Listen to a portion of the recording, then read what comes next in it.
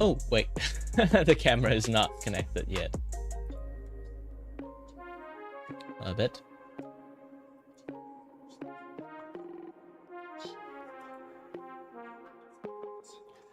Alright there, hello everyone, my name is Vtuber and I'm your host and your boy Vtuber voice here to entertain you and may not went off a tangent and start yapping about who knows.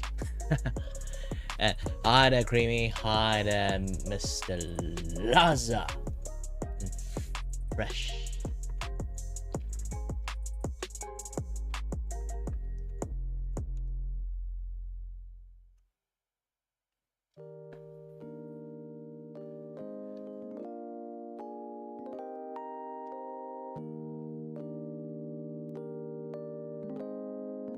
Yeah, Mr. Fresh, the best competitor of Mr. Clean.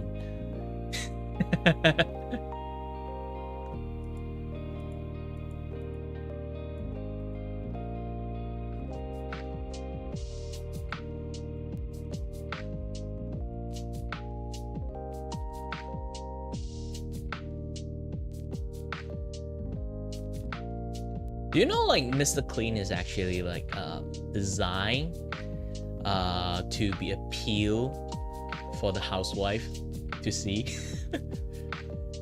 So this Mr. Clean is like specially designed to attract housewife.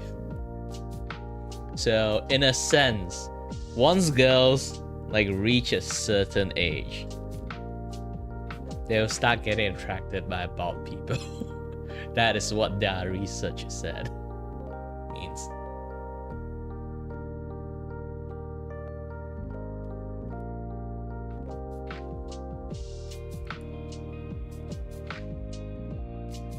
Well, what do I like more? Depends on your question on can I take them as a pet? Because fox ain't a pet.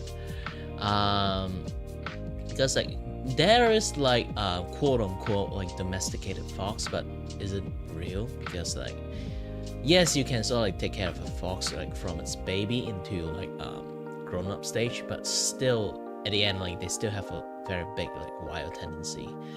So yeah. So if you give such a choice with that in context, then with cat, because it would be too bad for the fox if I sort of like keep it in my house. But if you're just going to say like which kind of animal I like more, then I would say kind of fox, like snow fox. Snow fox have the, you know, like those kind of like fluffy cuteness in there. I know there's lots of different breed of cat. There's a fluffy cute cat too, but fluffy cute cat is, if you want to compare with snow fox, I guess it's like they have like a different vibe. Like both have their own like good in there. It's just that, you know, yeah, both have their own things going on. So if you're going to put like on a pedestal, which one could like be going to be the first, I would still choose fox. But if you put a red panda over there, which is trash panda plus, I would choose red panda. Yes. Technically, I think red panda is also like, raccoon is literally like within the fox family, right? Oh wait, the music is a little bit loud. Need to turn that shit down. Sorry there, I was doing some experiment and forgot to have the music go a little bit too loud.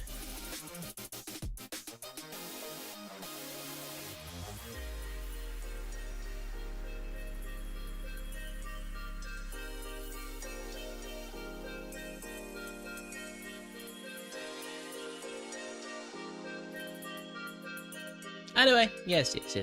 Hello, and welcome everyone. My name is Kirivaku, and I am your host and your Vtuber voice here to entertain you and may not go off tangents and start playing around, doing something else, not doing my job. Today is again my live art shop, so if anyone want like a art commissions and they already know like what kind of like art I provide, you guys can kind of like you know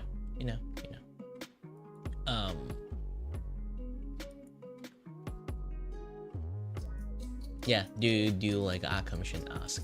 And I do have a Vgen account. I still haven't fully established yet. Now I have like two type of things I really want to fully establish: my Patreon thingy and my Vgen account thingy. Oh wait, sorry, my voice is a little bit off because my mic is like pointing at my chest. I didn't notice. Sorry that now I'm going to blew the ears of you guys. Either way, hi there. Let me do a little bit of fine tune adjustment on the mic and stuff, and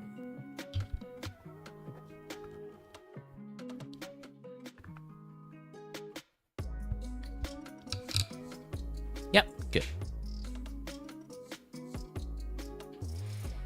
Hope the camera still can see me and kind of like do its things, because here's the thing, I changed how my camera kind of like positions at, so they kind of currently a little bit like on the annoying side. Not like annoying side, I mean like there's something like blocking my hand clicking stuff due to the mic positions. Because I can't, like, as a VTuber, you have to see your own entire face, your camera, and I'm using a professional XLR dynamic mic, so the mic diaphragm have to like point it at my face in the correct directions. The good thing is this dynamic mic actually have quite decent in qualities, so like I can do quite lots of things with it. And since my like side stuff is like I wanting to become a voice actor too, so this is a good way to like do voice recording and then like send it to people as like a separate clip for people to like consider my voice. Yeah, Creamy, you should go to sleep. I'll try to wake up a little bit more early for you guys next time. Either that, or or I can change my like streaming schedule to nighttime. My nighttime, of course. My nighttime is like morning time for you guys. Really depends. Like back in the days, I used to stream in my Ace Attorney time because like I'm not sure why. I guess like streaming at nighttime is like it's kind of like golden hour for me too. I just don't want to like have a little bit too late to sleep because I already have like some sleeping issues. I don't want to like interrupt my sleeping schedule that way. But if I do this, I'll interrupt a lot of people's sleeping schedule too. Because I know, because most of my like audience is literally like from the on the western side, either like on the European side or on the western side, so it's a little bit hard to sort of like adjust the time for everyone, you know.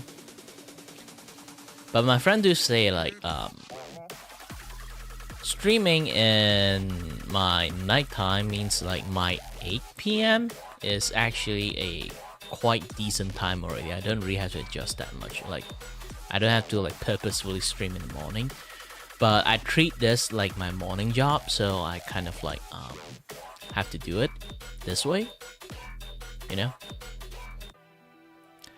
I am having difficulty waking up this past few days due to some well, like my medical issue stuff is like acting up this past few days. It's pretty difficult to sleep, you know, like having like you would think like if you kind of like very like spinny and then you can like spin yourself into like dreamland, but no, it doesn't work that way, sadly. And it kind of like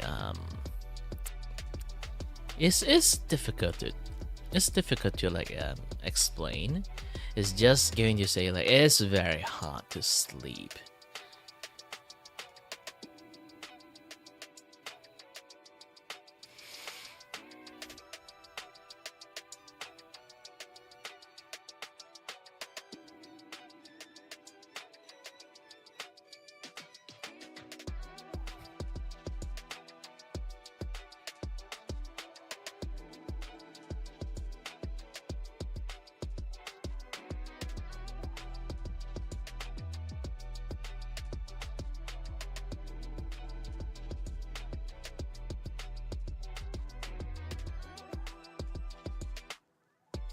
Alright, okay, it's also time for me to turn on my live stream drop-in room.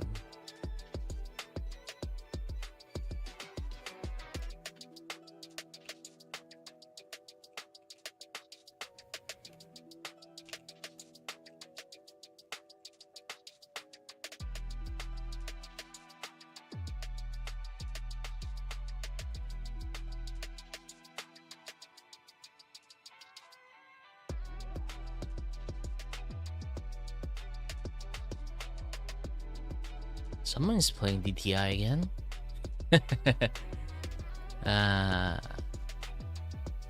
She's really into it.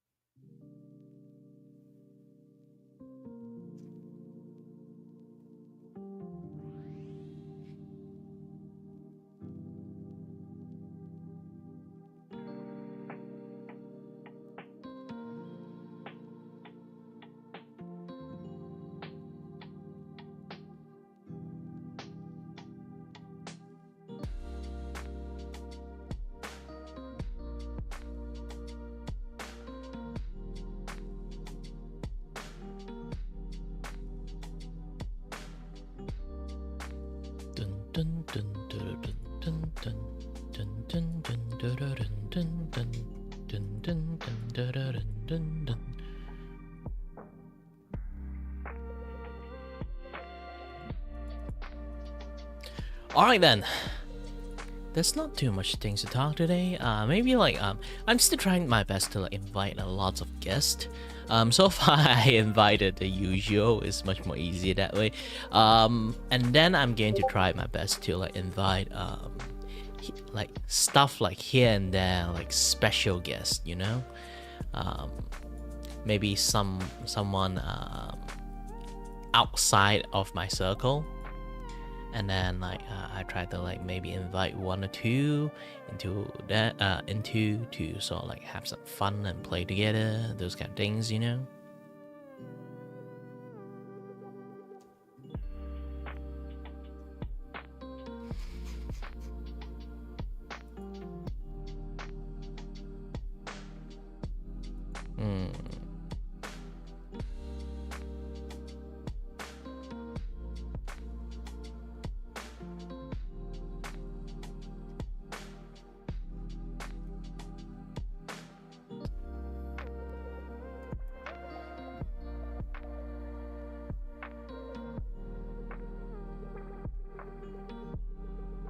I'm trying to take a look at like how am I going to like invite more people, because I am at the current timeline that I have to like invite lots of people in. I have to start like recruiting people because like the stream is on Saturday, so I have to recruit people first, and then by the time like I can invite more people, you know. Now my current plan is to either try to invite Sayuzu or try to invite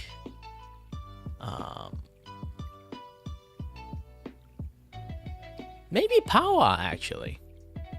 since Power, like, she is like personally, like, she is a voice actor at first, so she kind of like might be a little bit overqualified for this. But yeah, it's like having like a superpower character in there, like doing stupid shit. might be possible.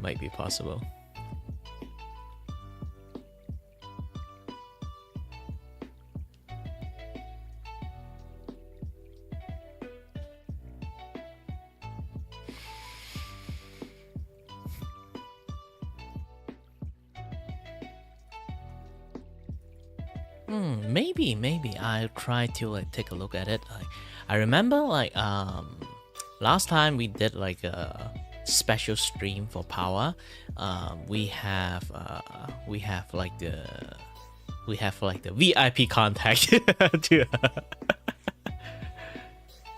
let me not exactly VIP contact, but like a way to contact her is like written in there. Technically, it's the way to contact her agency, so it's not actually her. So it's much more easier to basically like try to like suggest a collab. You know, let me take a little bit of look. Look, dun dun dun dun, dun dun dun.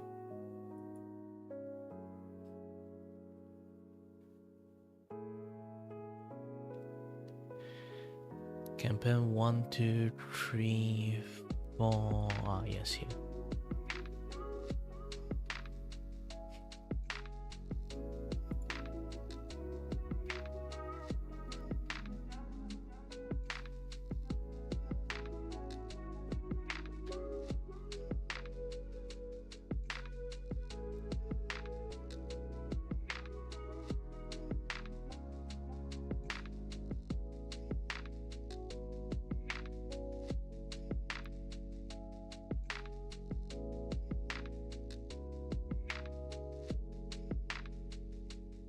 Yeah, maybe I'll try to write a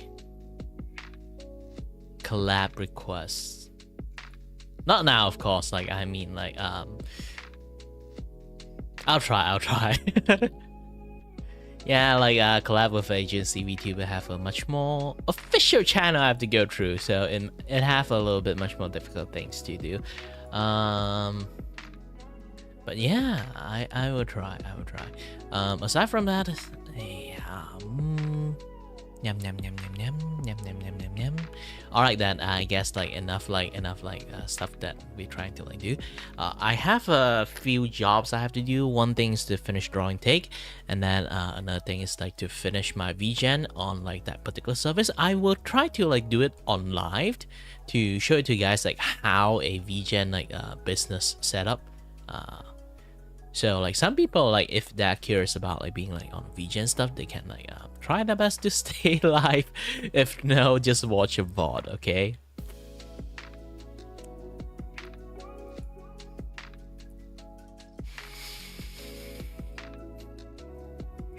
All right. It's time. I have to turn on my stream.bot and I totally forgot. I don't know. I didn't totally forget. Okay. Pretend actually I didn't totally forget. Okay.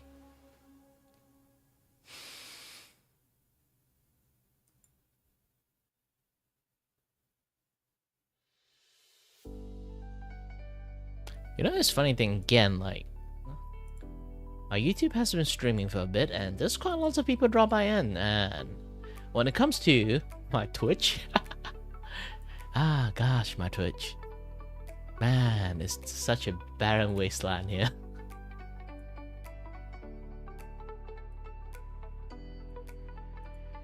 I wonder why it's like this. Am I being like restricted or something in Twitch? I'm not sure.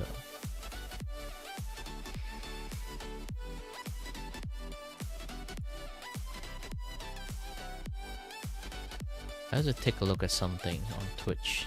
Hold on a bit. Oh, they changed how some of things work.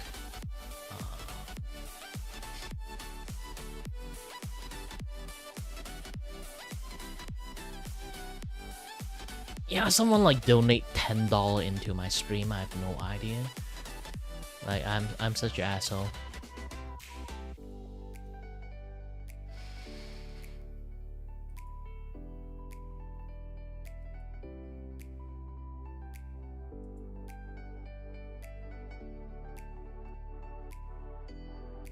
Oh yeah, I totally forgot about this thing. Ah shit, extensions. My extensions. I need to delete this thing. Yes.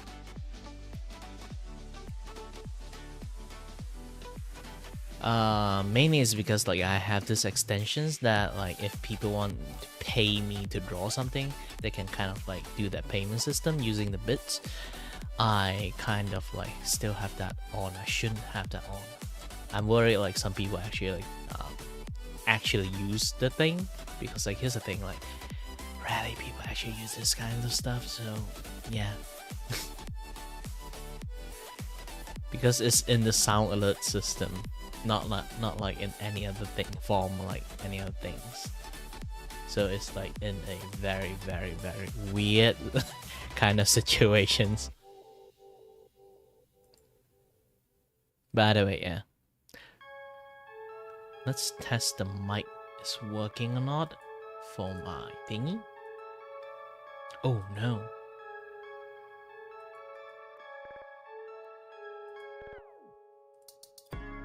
Yeah, I hate this particular part. It's like 2 WebSocket, show, copy, paste. Okay.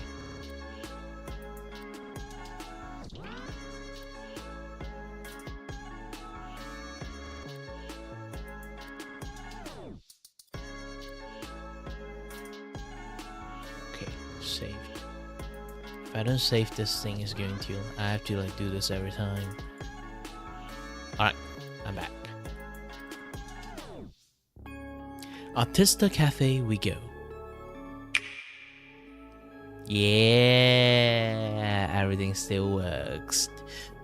Yeah, I rarely update my like streamer dot stuff. This is some kind of things you have to kind of like check it like weekly. And not weekly, more like 2 weeks, once per 2 weeks. But I'm a little bit busy, of course, with my stuff and my shop and my content and my editing, my stream, like schedule stuff. Like I have to do quite a lot of things alone. Okay, if you want to do things the proper way. Also, I'm not earning enough to hire people to do video editing for me. Like I really should, but you know, not good enough. I'm still not good enough to do my things yet. But I'm trying my best. I'm trying my best.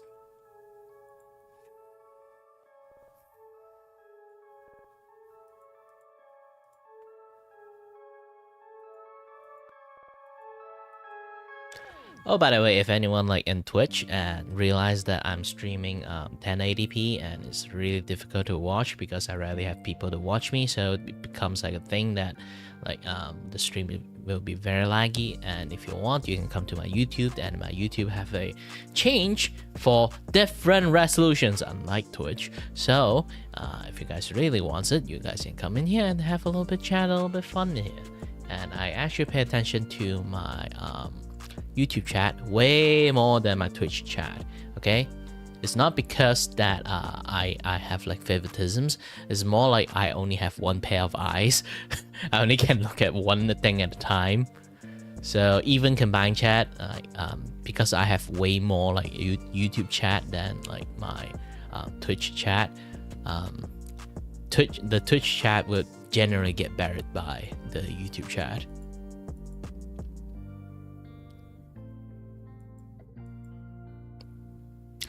Ooh, thank you very much. And I just see the tag like on my shoulders, just update too.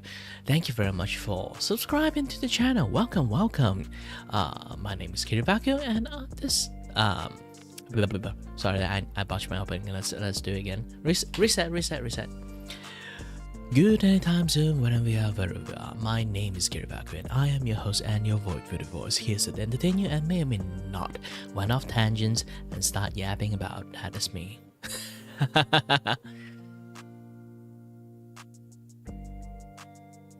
Nah. I have quite a lot of friends. Either they told me they're kind of autistic, or like I have one is guarantee is actually autistic. Yeah, we're being friends just fine.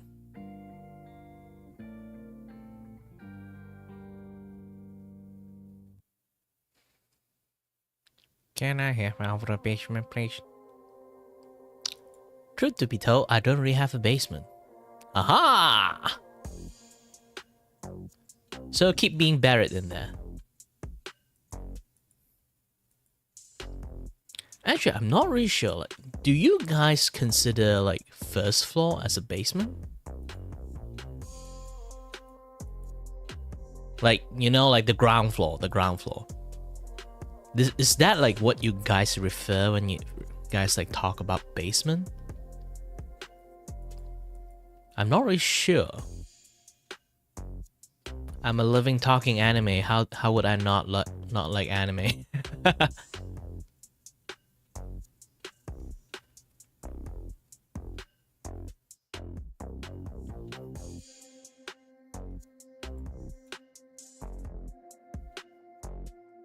But yeah, it's been a while I haven't watched any anime because like here's the thing, I studied like 3D animations. Of course, like I also like know how to do like 2D animations too. If you want to say like animation, let me pull this thing up. Hold on a bit.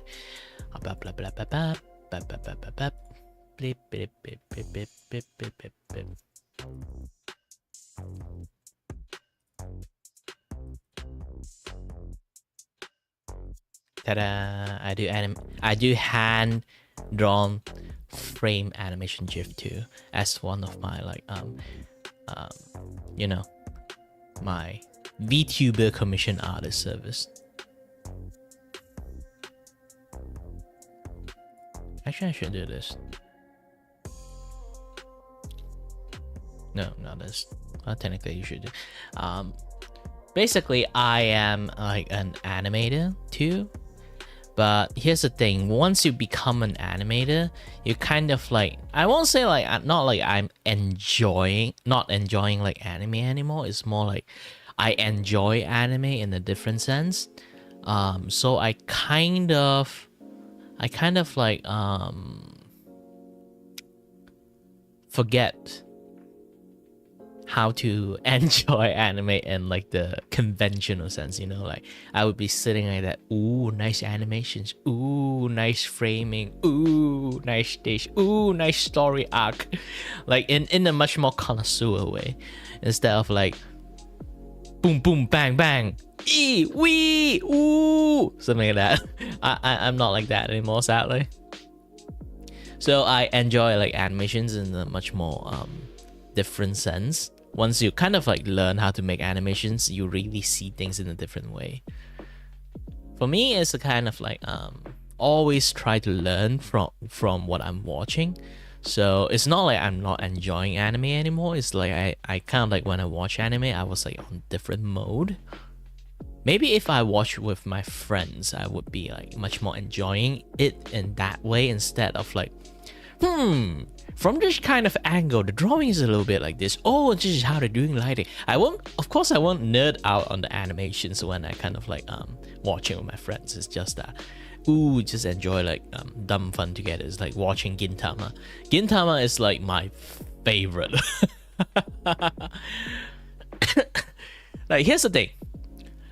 If anyone here is like new, still kind of like new to anime, like your latest like favorite anime is still starting from either from My Hero Academia or like from like Kimetsu no Yaiba, or those kind of like all those like newer mainstream anime. They haven't watched a Yu Yu Hakusho, or like some very like old ass like anime from the very beginning, like BTX. Yes, that's an anime literally called BTX. Or like Oran High School Host Club, those kind of like ancient era, or Law of Ueki, those kind of like 2010 era, or Sayuki. Like again, like Sayuki, I think is like around like 2007 ish anime. Like you are not around that time. You haven't watched them yet. I guess you guys can try and watch it, but like again, like what was I trying to say? Like, sorry that I have not ADHD. It's more like my ears have some issues. Sometimes I can like lose track of what I'm talking because of the vertigo. What was I talking? But either way, yes, like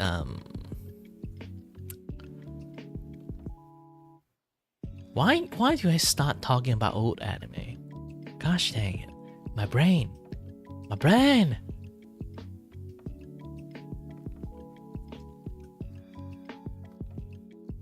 Someone remind me.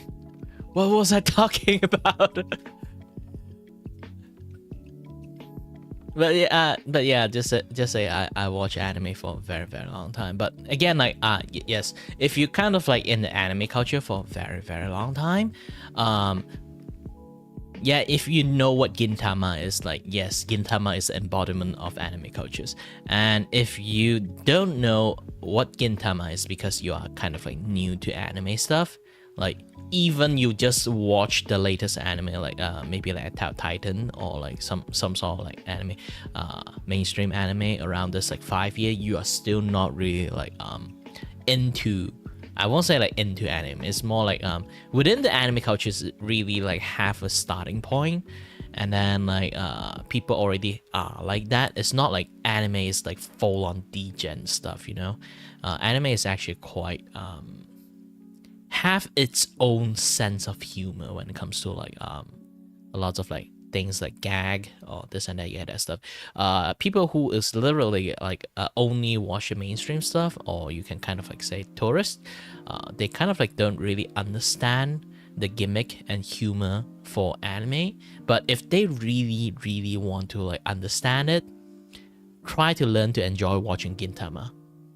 Gintama is anime embodiment itself, anime gag embodiment itself.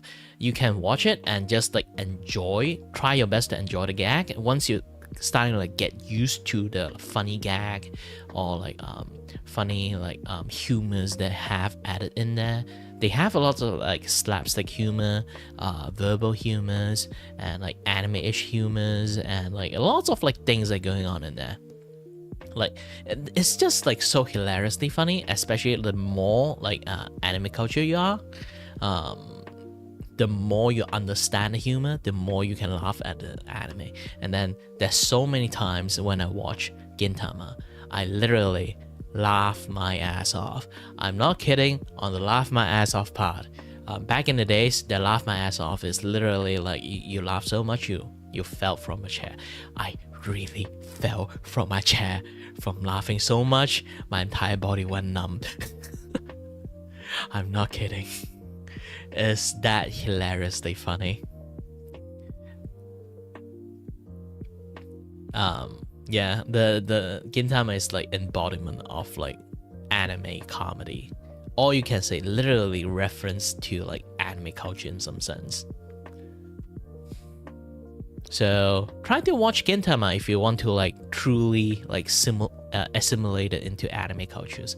And if you kind of like still sometimes if you find like you when you watch like Gintama anime, you still like kind of like don't get the humor at all, means like you really have to like dive deep into the reference they kind of like put out here and there, because Gintama is like the best anime if you really want to truly learn like what anime culture is, not just being like a tourist. That's like a lot of things when it comes to like Gintama. I just love this anime personally. Also, I started my anime actually like I think watching like when I was a kid. You can kind of say Doraemon. Yes, Doraemon is actually one of the things I watched when I was a kid, and even earlier, I can say like Doraemon first, and then Shin-chan, Crayon Shin-chan, and later on, I remember I watched like this one series. Is for Gentaro one. It's not Gentaro. You know, like the boy who came out from Peach, but they make it like in a mecha anime. It's not like full on mecha, of course. Like they can transform into like chibi mecha, and then like basically don and armored, and then like do like adventure stuff. Like I don't really remember the name. And then the most fun I ever watched when I was a kid, and it's kind of like slash mecha anime slash cartoon slash anime in the same time. It's weird. Like, anyone watch D-Da Man? I'm not talking about actual D-Da Man. There's this like Bomberman slash D-Da Man like collaborations animations. Like, it runs really long too. Like, I love that anime when I was a kid. I watched so many times. I rewatch it like let me try to like find that anime out. Let me hold on.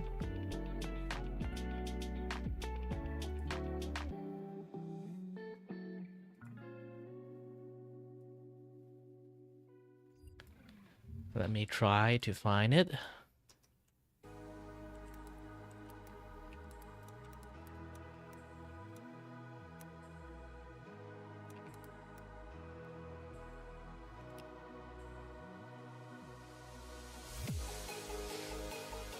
Yes, this one. Because they have like this like very awesome mecha thing in here, and then like also like Bomberman aesthetic, so it's like kind of like I fell in love with the aesthetic and stuff, and then watched tons of it when I was a kid. It's like this one, I just go for like the season 2 one, because I love the season 2 a little bit more.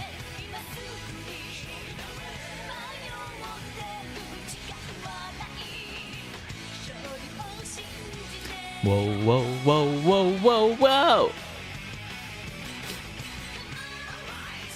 Kind of things a little bit like Kamen Rider, or like in a little bit yeah, Power Ranger style.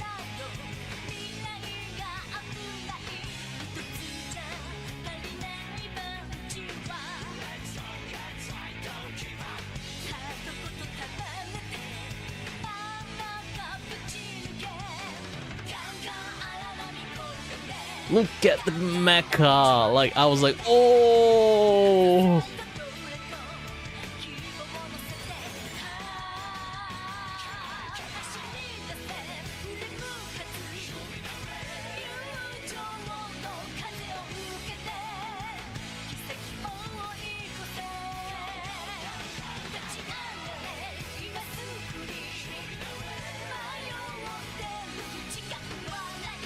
This is like a hybrid of Bomberman and D-Da Man. D-Da Man is referring to the mecha, and then the Bomberman is referred to the human characters, of course. Like, but they change it into like in a very like mecha like into thingy. So it's like you know, like it's again like it's a very fun game. Not game, like anime. But I think like not lots of people like have this anime as their childhood, which like for me is like it's quite shocking. Maybe it's I'm too old or something. But people with similar age than me, they actually do not even they watch lots of anime. They do not know this anime exists until like I show them this. It's very weird. I guess like I'm not sure. Like, I also surprised like D-Da Man is like exists even longer time than I thought they had. Because back in the days I didn't even know what D-Da Man is. I just know this guy's is like, oh, this is the anime for Bomberman. And then I was like, ooh, let's watch it. And then ooh, cool mecha. And then like until I grew up, around around 20, and then I realized that there's like a Dida Man anime, but for people like human characters that hold a minifigurine like Dida Man, and like click and fire ghoulie out, like, or like, yeah, for you guys marble out and shoot the other like Dida Man, and then like if they fall, they fall, you win.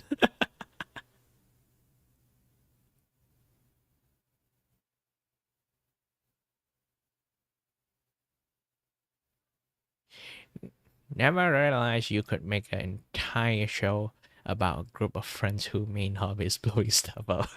Yeah, it's like the Bomberman one is like they kind of like hybrid. They literally like hybrid with like the Dida Man. If you don't know like what Dida Man is, like basically this one is the bomb, they using the Bomberman, but when they are in mecha, it's actually this anime. Yeah.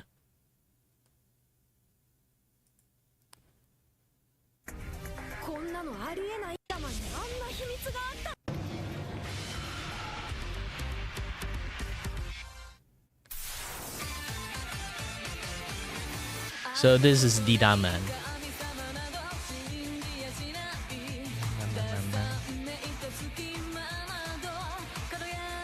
But this is like a latest show. Like Bidama is like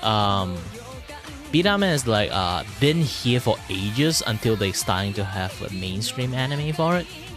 You know, like back then, like anime toy that sells at basically anime based on toy back then is like a thing. Nowadays I don't think like there's lots of like anime based on toy anymore. Maybe Yu-Gi-Oh is the only left, or Card Fight Vanguard. Just this two. I don't see any anime that is like fully focused on the toy itself anymore.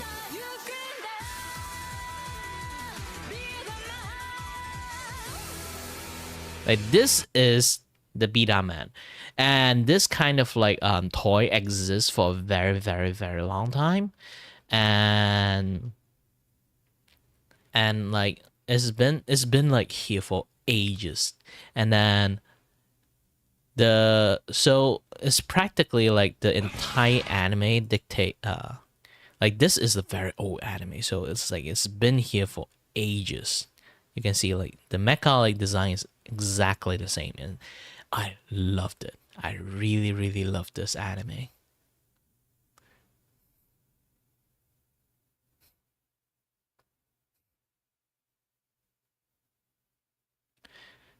But and this thing here's like one thing, like back then like there's so many like toy line anime. There's like this one. I think lots of people actually watched it.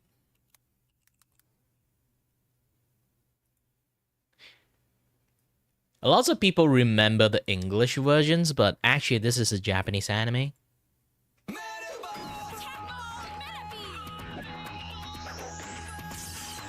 And it plays like a you know, like those kind of toy line anime, but they don't actually have a toy line. They want to make a toy line after this anime, but sadly it kind of like failed. So this is why like the anime like got shut down, because they don't earn much money from just the anime itself. The toy line doesn't really like sell, and they try to make games, and then those games kind of like fail too. It only like have like mediocre sales in Japan. I think like if they actually like try to release out in like Western side, a lot more people would try to buy it and play it, because this thing is just on 3DS. And then I think they did, but the translation is like shit, so nobody wanted to buy it.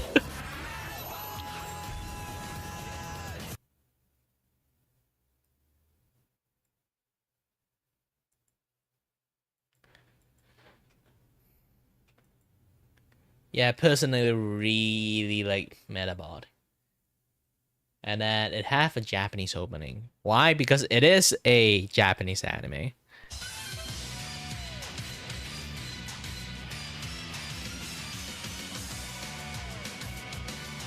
It's very different. You know, back in days when it comes to a dub, they love to like make their own music. and then they decided to like put rap music into it, almost everything. But Japan have a totally different vibe to it.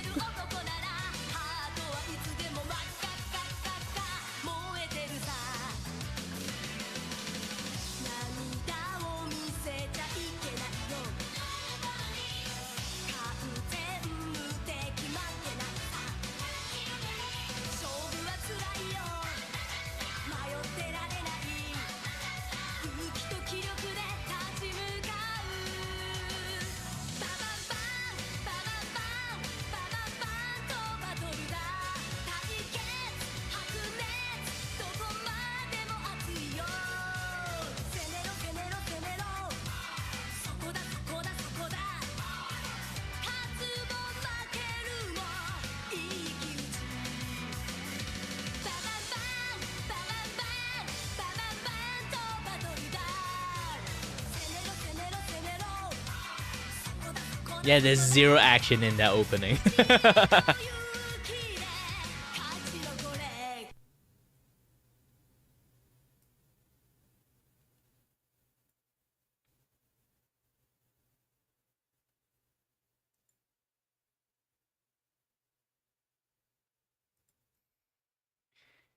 Yeah, and then this one. This is like the character like color scheme that I come from. If anyone remember Law of Ueki. If nobody remembers Law of Ueki, I'm actually really old.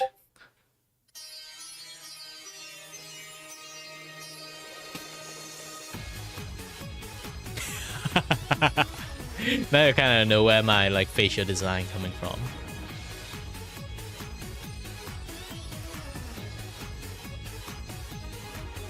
It's not my face is unique, it's like I'm from the 2010 kind of like design. Lots of people very like you know, watch anime like after the 2010. This is why like SAO, like Kirito face is like the main thing. For me, my concept of like anime face is like before Kirito face era, so I look very different from Kirito face.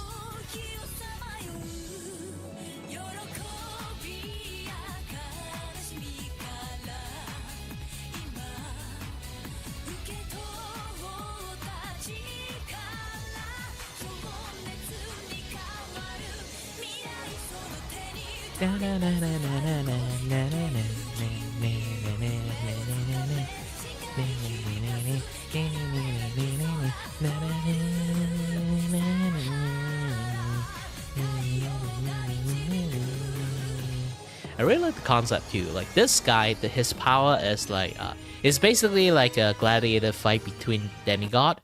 So they find like a persons to be their like envoy or something, like do the fighting.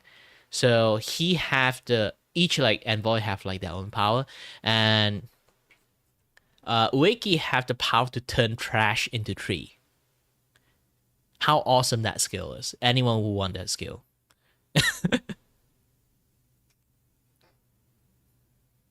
Like literally turn any trash into tree.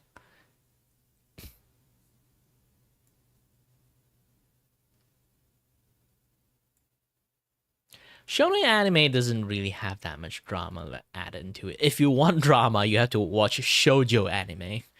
Shoujo anime is a much more different thingy. Shonen anime is basically bam, bam, bam, bam, bam, bam, bam, bam, bam, those kind of action scene nonstop.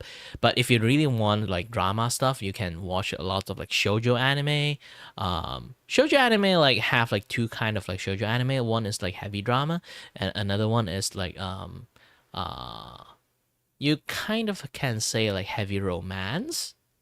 But also there are like very different type of romance too. Like if you want to chop into pieces, there's Yuri type, there's like the standard like you know, boys like girls type. Yaoi is usually not shown in any anime at the moment, except one technically, I think. Like Yuri on Ice is is a false advertisement of name, but in a sense, it's technically like yaoi anime. It kind of like amp up a lot. Like the name is literally called Yuri on Ice, but No, is a dude that very admiring another dude, so he decided to become a very good like ice skater. And you know like how ice skater usually wear when they do competitions.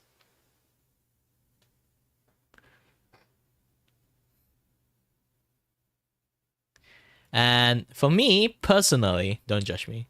I watch a lot of like shoujo anime actually.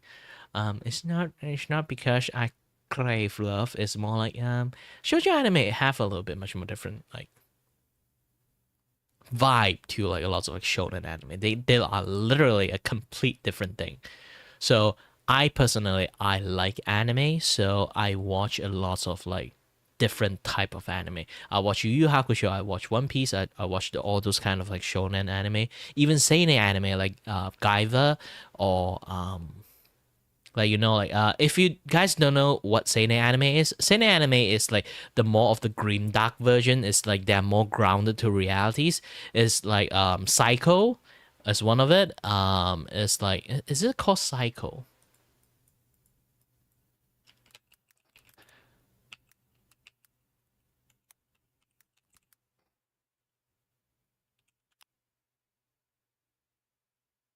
Yeah, it's called Psychopass. Psychopass is one of the like the grim dark anime back in the day. But Psychopass is really good, but there's a lot of blood and gore in there, so like it really depends. Guyver is one of it too. Let me try to find Guyver. Hold on a bit.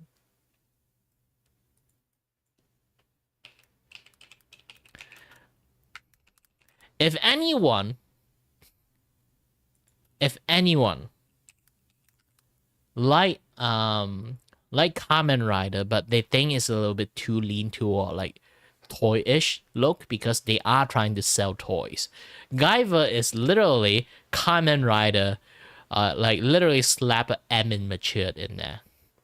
I'm trying to think is like back in the days, Kamen Rider is like very mature themes actually, and then because they don't sell that toy line that much, so they lean toward much more toyish kind of thing. I think Black RX is the starting point of like being much more like toy like, and but the story is still like very grim dark. If you actually watch like Kamen Rider Black, and then it's like much more grim dark, and then they revamped it into RX Black. Black RX Black. I think it's called Black RX. So they revamped back to Black RX in a much more slightly lighter tone on the storyline. So it's less people dying. If you kind of like didn't notice, Kamen Rider Black, so many people die. So many people die. Oh, wait.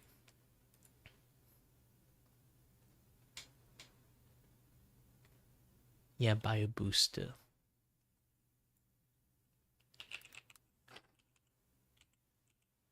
Bio booster armor opening.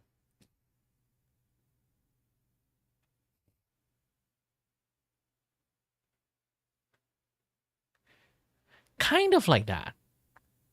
But Magical Girl have like the thing is like Magical Girl is not really just for girls, you know.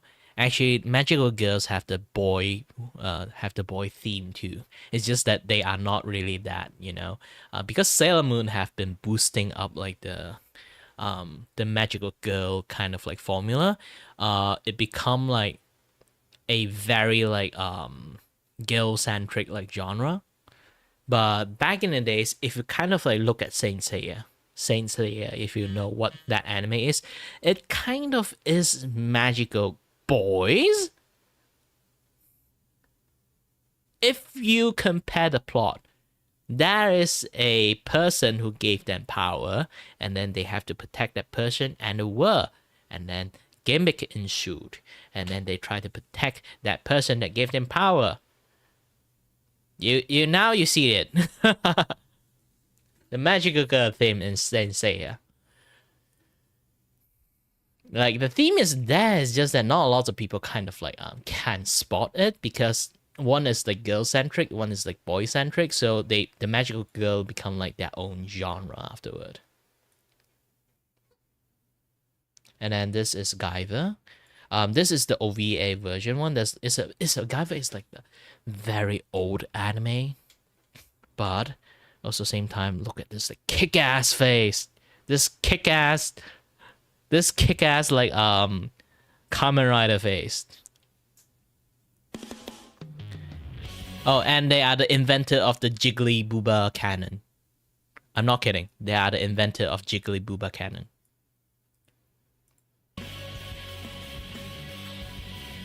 You know once you like watch it halfway.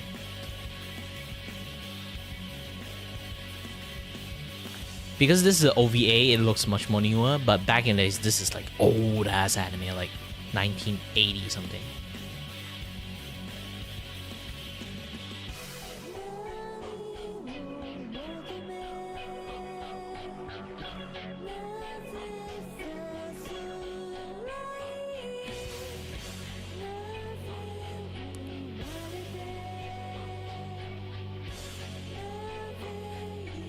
Oh, if your kids don't watch it. There's lots of blood and gore in here. It's basically a matured version of like Kamen Rider. Booba Cannon!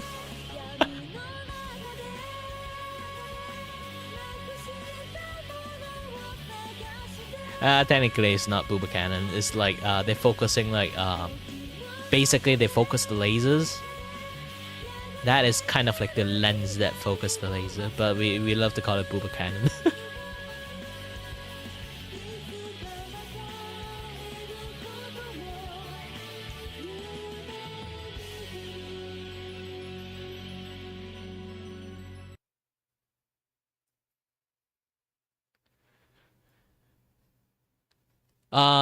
The OVA version, the main character is less tragic. Because like the older anime version, holy heck, that the main character is suffering all the time, and the suffering is actually escalated in each story arc. I was like, oh shit, poor main characters.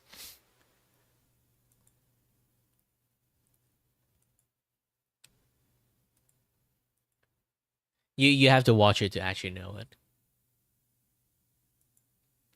And then like I think like they didn't follow up through the manga versions, because the manga versions like the main character essentially become like somewhat of a alien god, equivalent to an alien god, because they have like this he got this like the ultimate weapon that got attached to him, and then it evolved into like something else. Those weapons are kind of like a replication of the god itself, and it is a bio armor, so it's kind of like itself will kind of like slowly evolve into its perfect versions, and at the end of the manga it kind of like turned into something like really like you know something really powerful. Yes.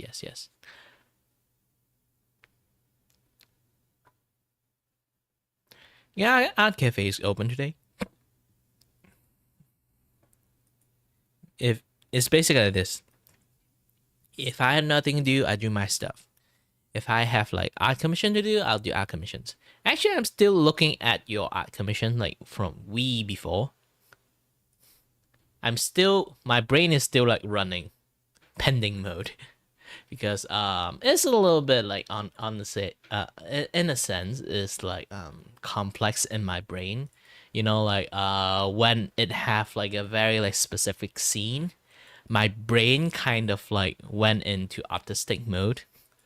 It required like a little bit of like a little bit thought about this thing.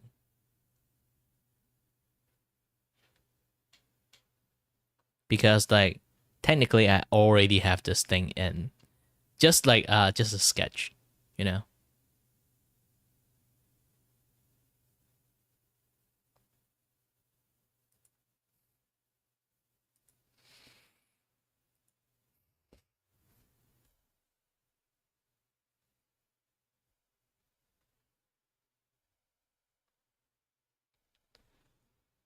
But you also want that, but that one like it's definitely going to take a long time to do it, because like I really kind of like still have no idea what the entire scene look like. That is basically just like a random sketch. I don't really have anything in mind yet, because like that was like based on what you wrote back then before I asked you questions. So now you add a little bit much more detail. I would have a much more like much more idea I can add it into it. Because I was too focusing on the mirror aspect of the thing, not the environment. So I have to like zoom it out and to try to draw out the environment in my brain. And it's a little bit hot here right now. Let's turn on the air conditioner and play back the musics.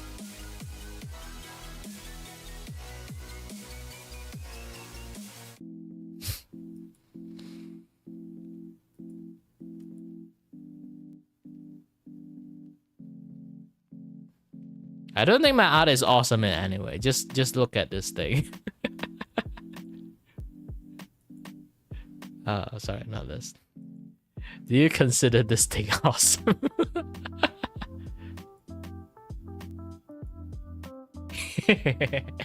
I just find it very funny. Like it works perfectly when like last time on the stream when Hugh actually using it, it was like holy shit, the way he tried to like adapt to this character when he talk like him.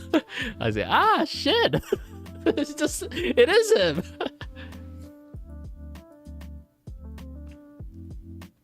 Yeah, originally I'm just giving it as a freebie. If they want to use it like off stream, they can just use it whenever they want.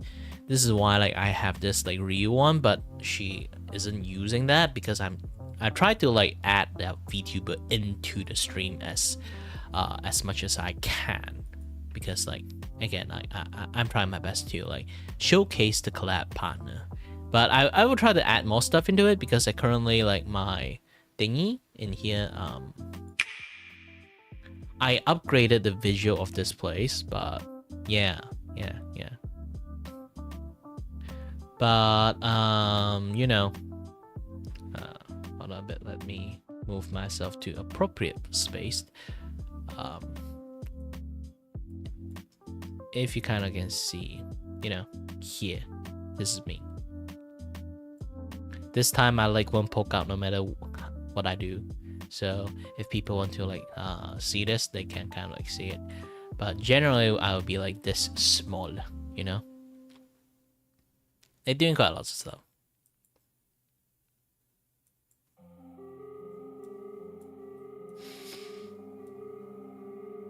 And on the table, like on the side of like this the chat screen, you kind of can see I really wish I can add more into it. It's basically, it's like I want to add the people who is going to like collab with us. I will slap their name onto it, you know, like the general stuff.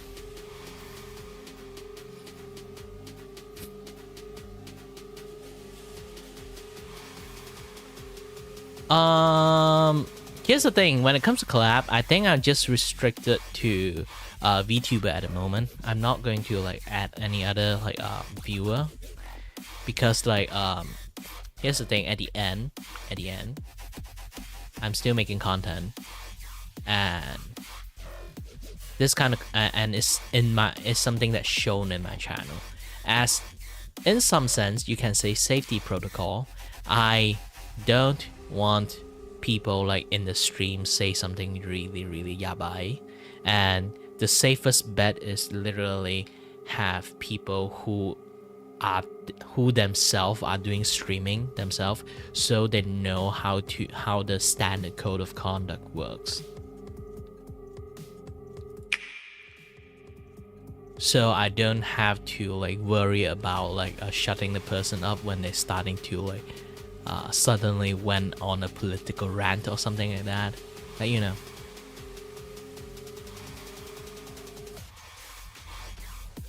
Yeah, sometimes like this kind of things can happen, or like something awkward, like start talking about it because they just got comfortable and then they just like start talking about shit they should not talk like live on other people's life. That's the worst part. Like that kind of things kind of like happens to me before.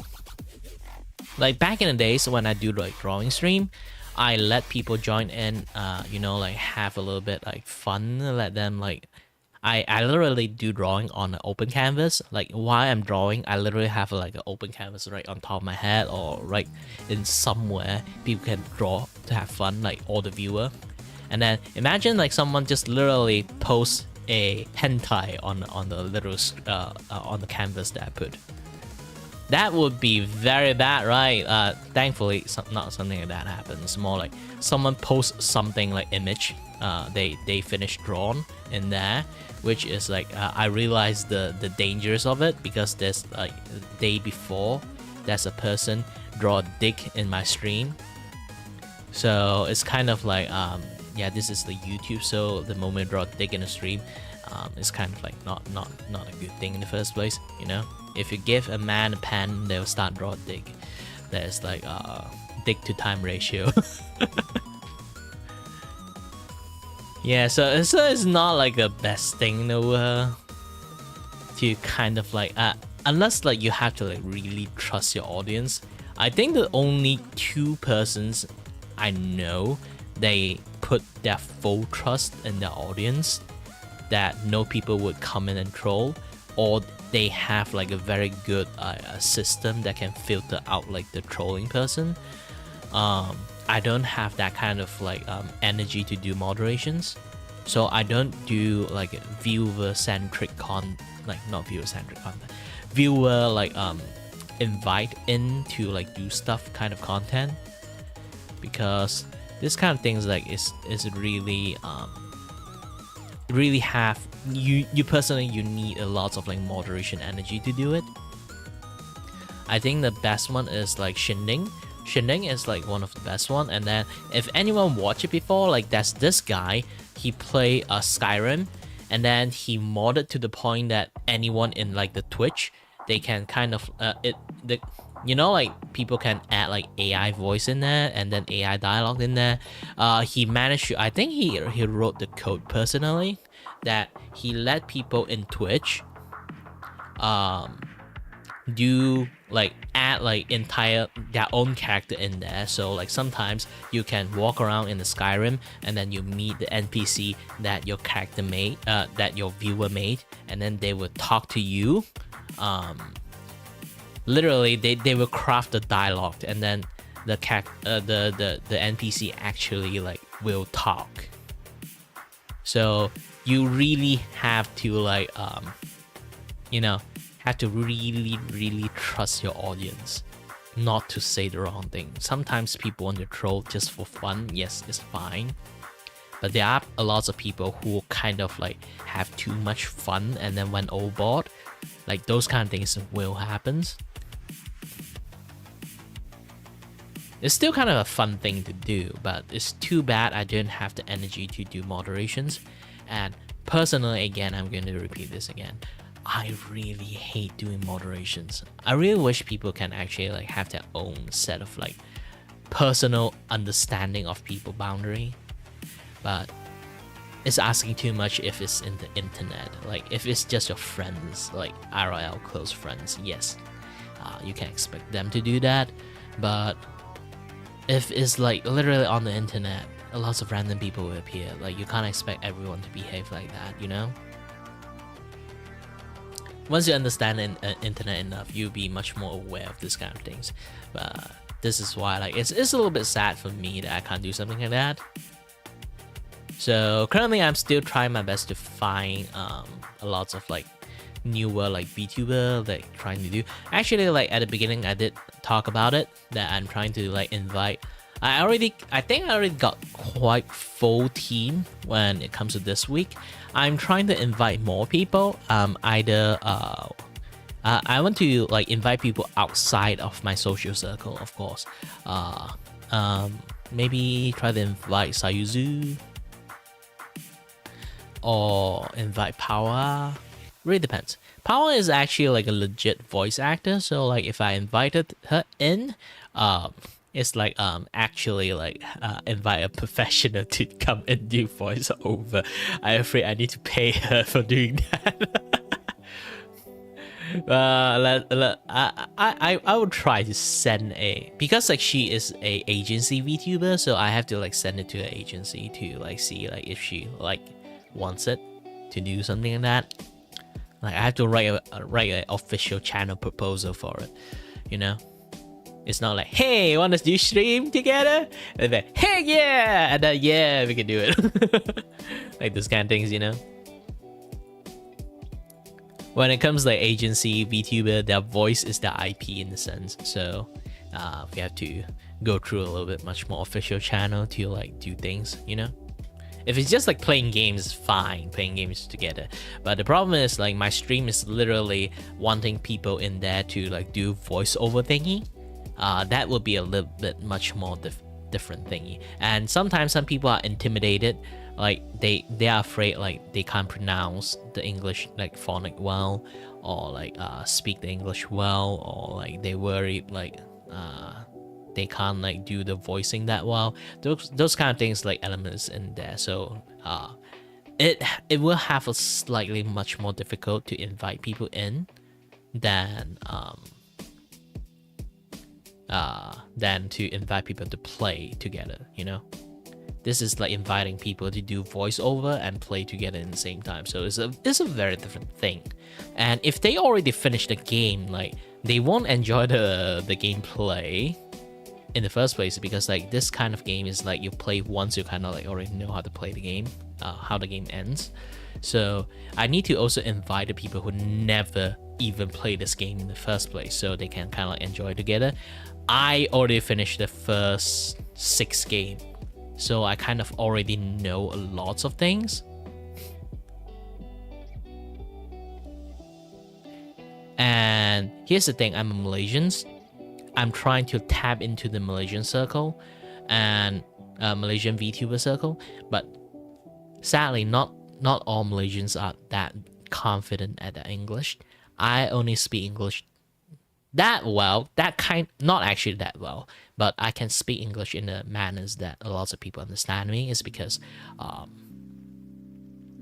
I have slightly more vocabulary in my language, so I end up sound like I kind of like very good at English, but in reality my grammar sucks. So I'm not actually that good in English. I just know how to pronounce it in a way that kind of like sounds a little bit like on the British side, and basically a little bit UK-ish. So I end up sound like I actually understand English. And there is a lot of people actually got legitly intimidated by me when I start speaking English, because when a lot of people speak English like this and then like they hear me speak English, they'd be like, oh shit, they're panicking. You know, especially when it comes to like this thing, my Ace Attorney stream is like particularly want people to do voiceover. And then here's the thing, all my guests are from all over the western side of the country. It's like either they are Australians, or they are from American, or literally from the UK. So it might pressure them even more, because there's so many official like English speaker as their first language people there. So it might intimidate people even more, which is like as a person who inside a country that is like English is technically not their first language, it's like their third or second language. For me, it's my 6th language. So it's going to be quite intimidating. Yes, I learned English at a very late stage, but still, yeah, I kind of like still manage somehow. I don't know why. And I talk a little too much. I need to drink some water. Hydrate, everyone, hydrate.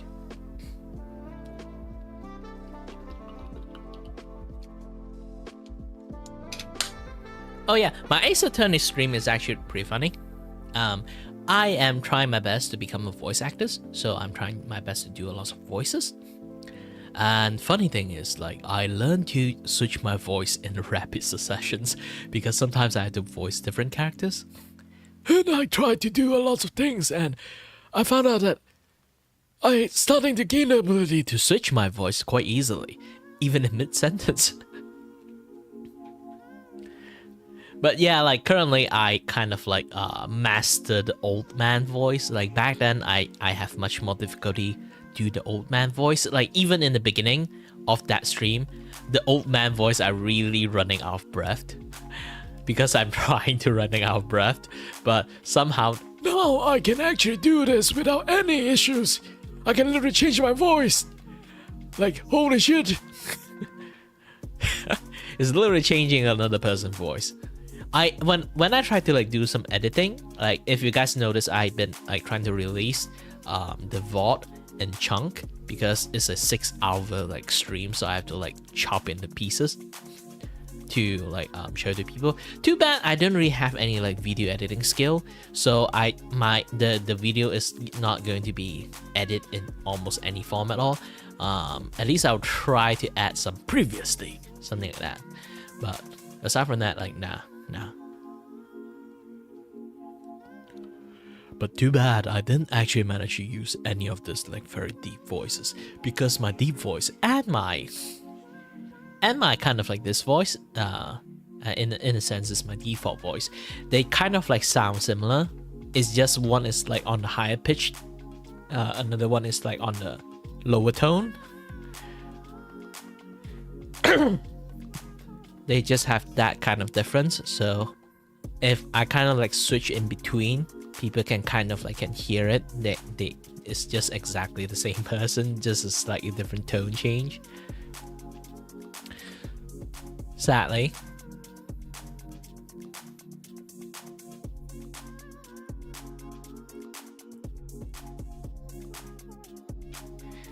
But yeah, like the guest is basically like people who can just like, every streamer are in different time zones, so not every streamer is like kind of like full on available.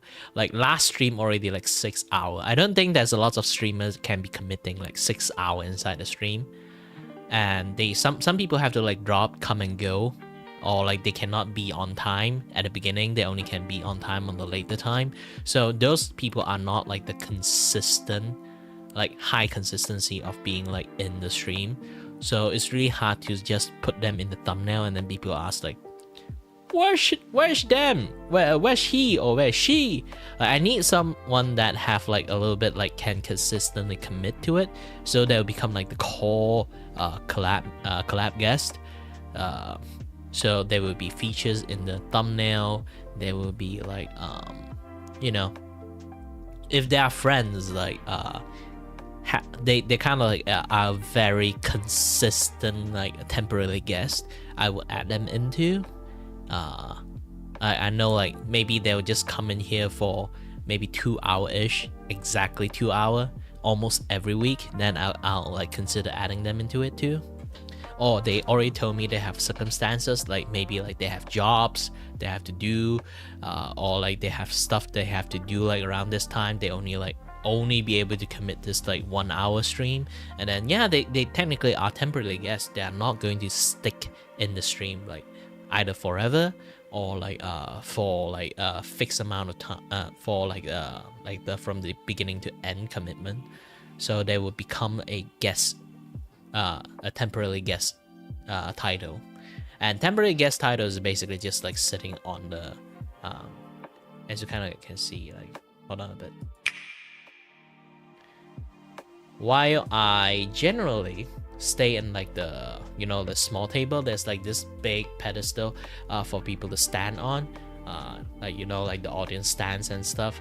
I will like let them like stand on around like on this area, like the left or right, the higher point area. Let them sit on there like a spectator, but yeah, they kind of like can come in and go like the actual like you know, court sessions. Like people can come in and watch, and then they can leave whenever they wanted, like those kind of things. But as for the lawyer on the center side, they will become like much more like core factors of the, you know, like the law thing. So they have to like be there from the beginning to the end, you know, unless emergency is set up. Like again, like the core is doesn't mean like they have to, they wrote a contract, they have to be contractually like be in there be in the stream. Like if they have like some things they have to do, they can't attend, it's fine. But I think like they should like at least like notify me earlier so I can sub someone in there if that happened. But either way, yeah, let's go back. And oh yeah, like Mr. Box, if you want to like send me like the chibi thingy, chibi thing like drawing, you can like send me to. I will do a little bit pending.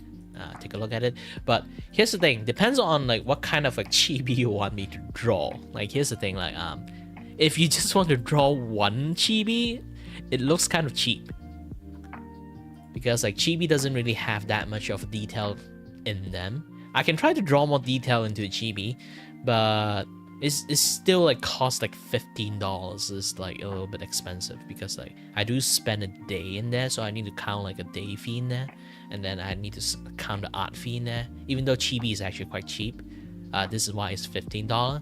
But if you add one more, it's just like I add like $8 more. But it's just like the fact like there's day fee and then there's the art fee.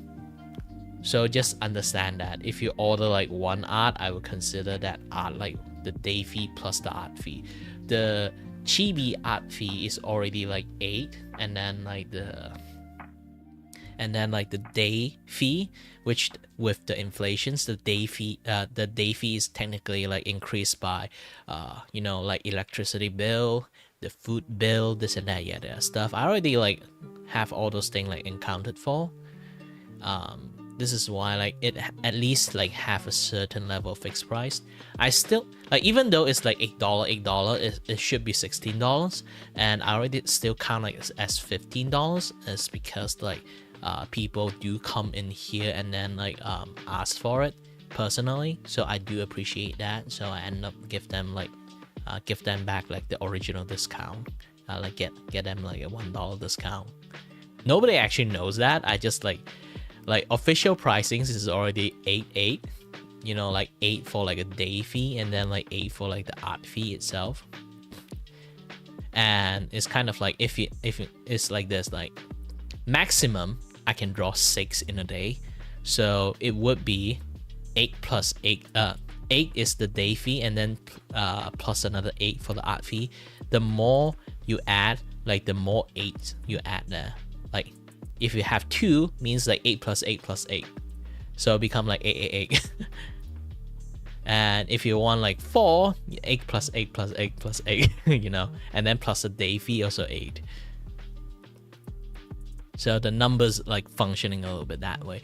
And then as you kind of like know, like half body kind of like features like pictures is like 25, and you kind of like minus 8, you kind of like know the art fee of like that half body thing itself worth.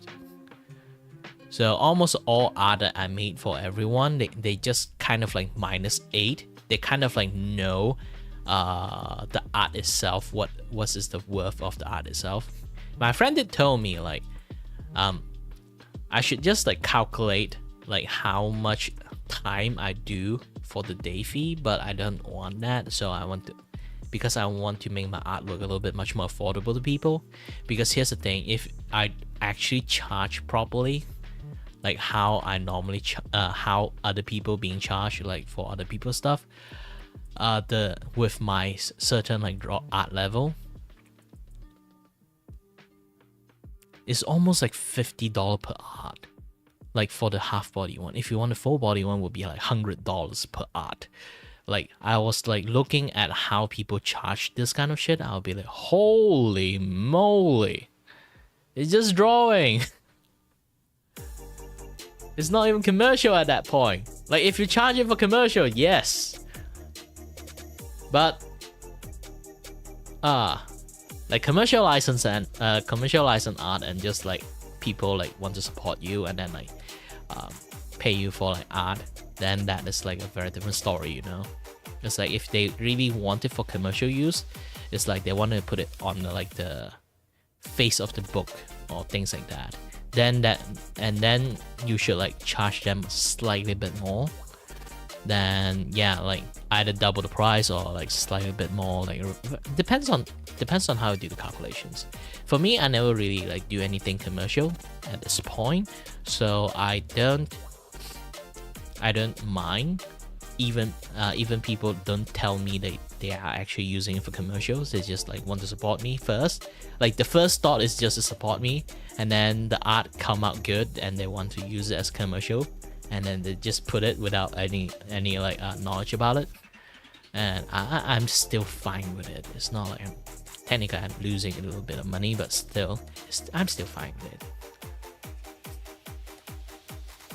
Yeah, commercial items is like, when it comes to commercial, they are actually using art to do something, then yeah, I would like charge them a little bit much more.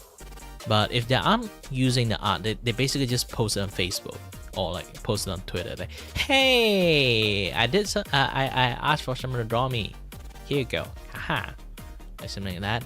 Or just like a VTuber, like VTuber, I'm just like fine charging them the lowest fee and then like use it how they want, is because like more or less like VTuber, if they use the artwork themselves, it's like it already have like a certain level of advertisement fee added into it, you know. It's basically free advertisement if they use it.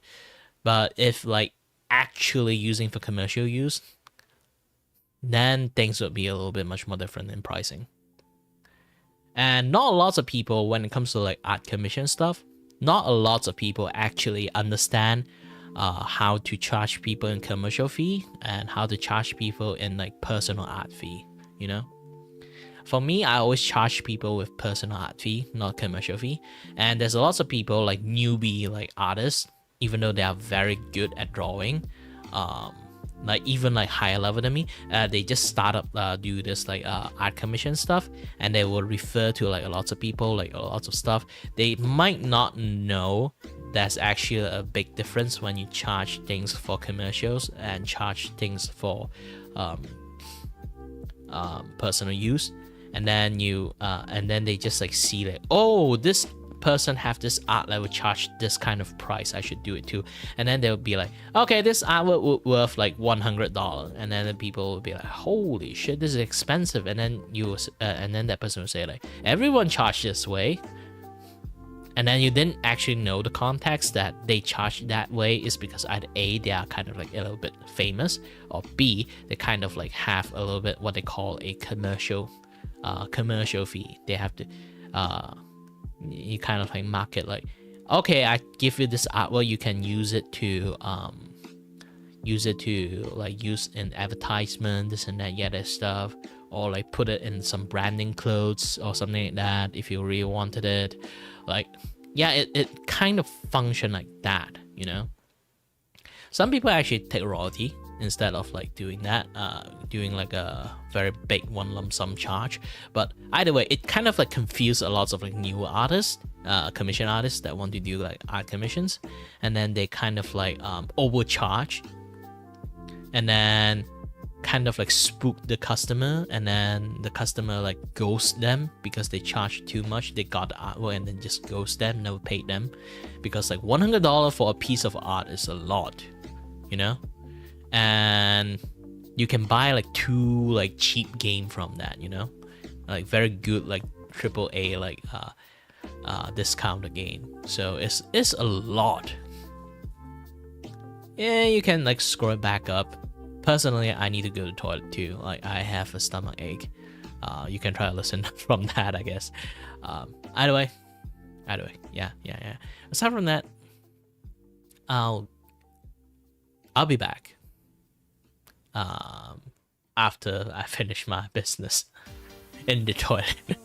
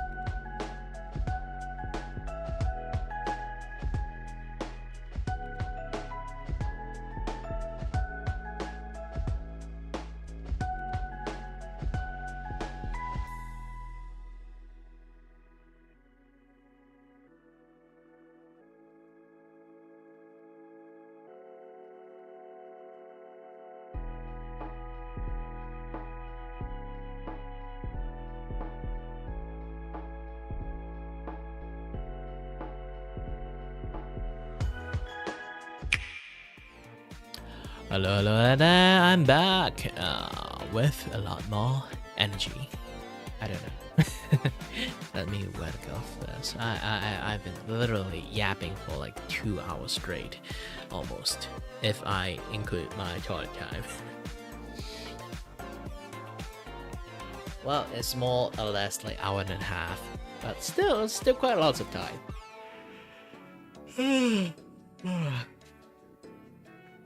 Oh no, I'm already yawning. So I'm going to draw Take. If you guys don't know who Take is, maybe in the future you guys will know. Take is a friend of mine. It's more or less like the only stream I watch at the moment. Like, I don't really watch any stream, like live, almost exclusively. Just Take. Mainly is, I'm not sure why. To be honest, I'm not sure why. As a streamer, I don't watch streamer. Yes, almost. I don't watch stream at all. The best I watch is just like clip of streamer. Aside from that, not too much, to be honest.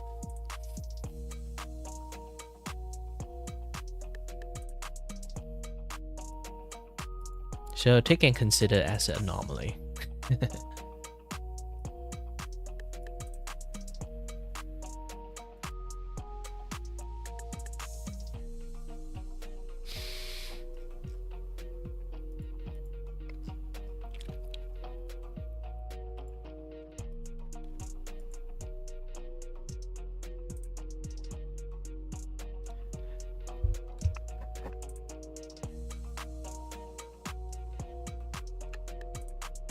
Too thick.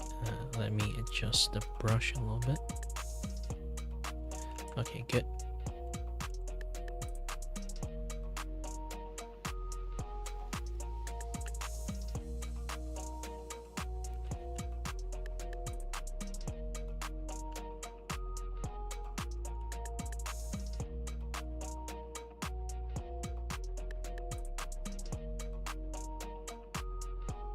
If you guys didn't know about it, Take is a slime.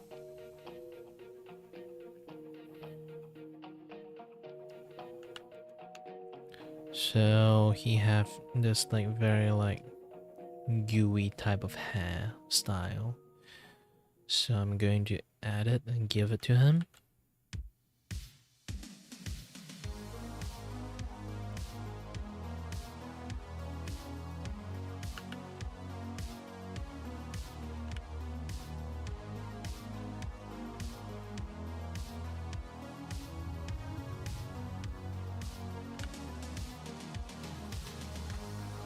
But he have a sharper chin, so not sharp chin, like just kind of like, you know, like very arc type chin. So I'm gonna give him that.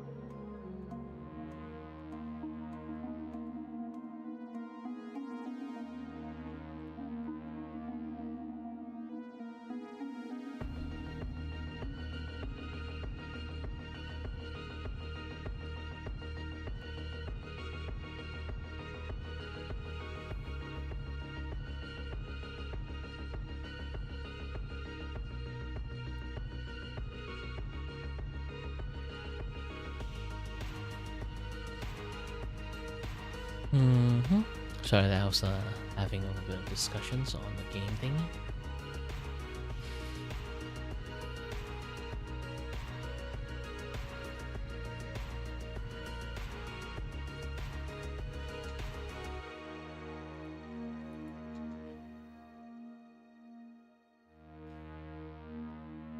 Mr. Studio Bank. Blah blah blah blah. Alright, back.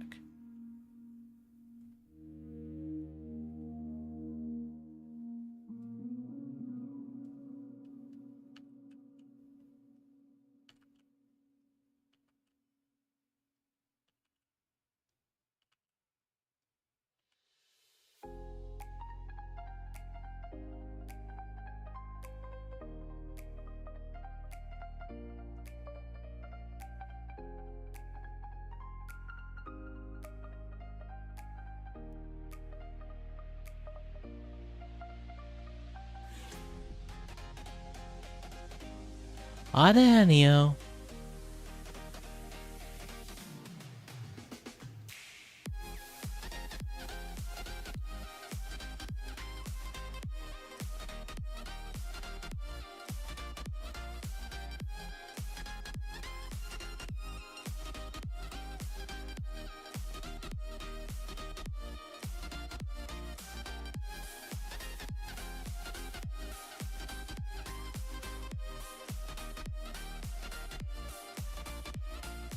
Ooh, it's a little bit harder to draw this part of hell. Like, how do they even draw this part of that?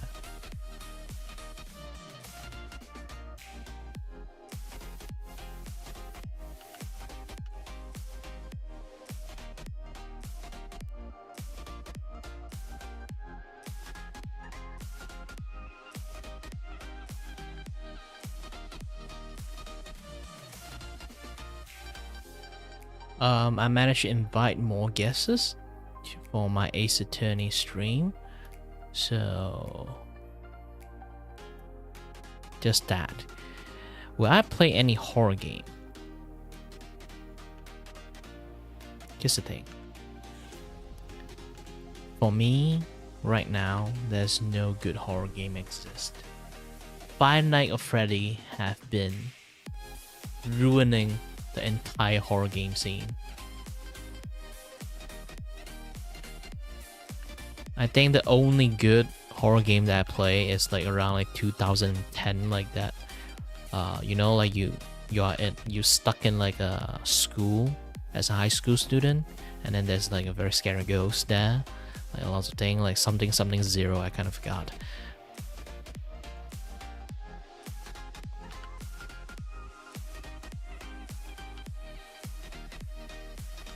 I don't even remember the name, but I still think that one is like basically the only few good like horror game that exists back then.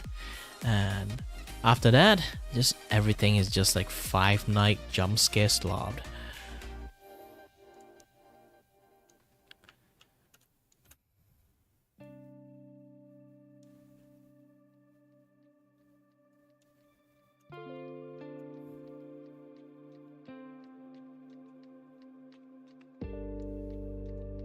Yeah, like the thing I mentioned is literally, I think it's like have a lot of like Japanese like horror game vibe, a little bit corpse party like again like here's the thing, like a lot of like horror game should have the fear factor in there, but nowadays the fear factor of the horror game is to anticipate the fear of getting jump scare. Just that. I really sad like that. It's like horror game is just like a very sad state.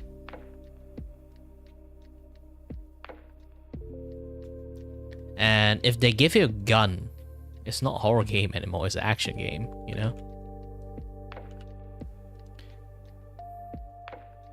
You know what would be a very interesting idea? You play in a horror game, even if you want to have a gun, you only have one shot. So you can either panic, shoot, and miss, or somehow have that one shot to ward off the ghost or something like that. or do any other things else. Maybe it's in the mechanic you can escape by shooting through this rope and then drop something. You can escape that way, or doing anything else. But you have many choice to use that gun, but you only got one shot. The fear of unable to use that gun in the proper way, you kind of like slowly understand that each time you lose, you understand that you didn't lose because of this and that, you lose because you panic. Then that would be like a thing that you kind of like starting to get afraid of, like losing that gun. That gun is basically just like a safety conscience for you. It's there but not there too. So it's like it's a very that kind of like horror in there, like the monster is chasing you. You can use a lot of various way, but you have a gun, but that gun doesn't do jack shit. You can kind of hurt the monsters, but it's just that. But there's also a lot of puzzle you can use for that gun or something. Like maybe you can have that, like those kind of mechanic. You can have a gun, but only got one shot. Imagine like having that like kind of mechanic is so fun. It can be very fun as a game. But so far, nobody actually made those kind of games. So, yeah. I do have Resident Evil, though. If you guys want, I can try to play a little bit Resident Evil on my Sunday game stream. Yes, Sunday, if I actually like feel like it, I will stream a little bit of game. If I can.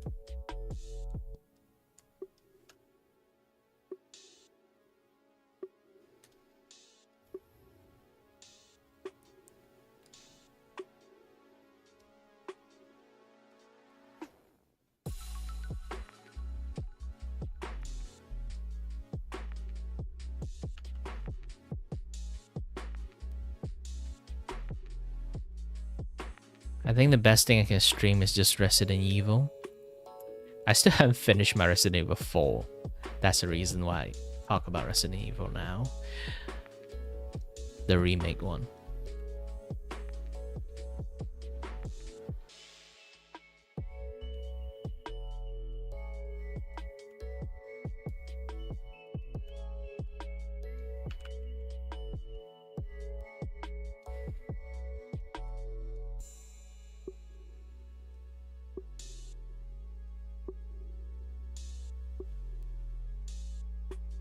Now here's the thing, some people might think I'm being very cheap that I'm tracing this artwork. Here's the thing, I'm trying to draw them as that character but with their character trait. So yeah. Have a little bit difference there only. Like it's supposed to look like them in the first place. So I don't mind tracing it if it's like that.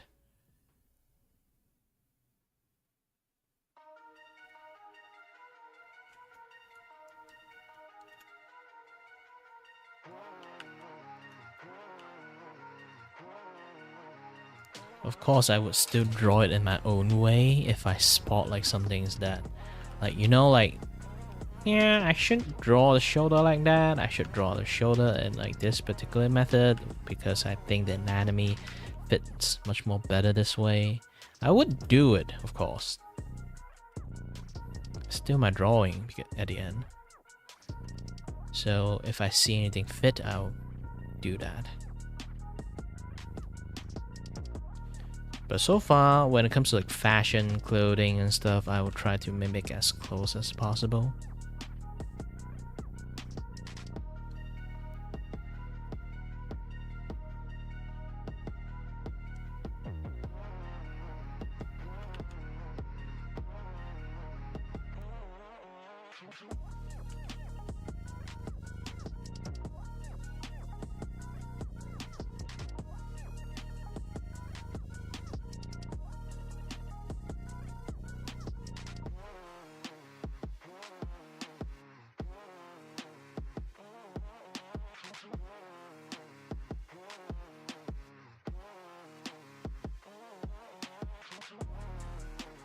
Oh, now I know what the hell like that.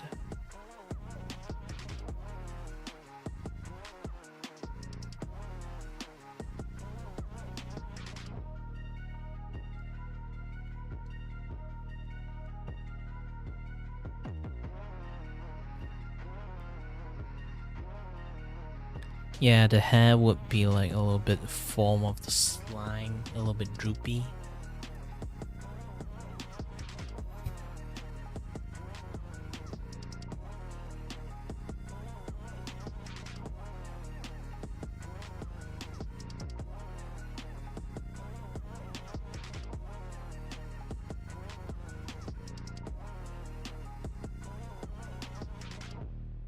Oh yeah, speaking about horror game, I actually have a horror game idea.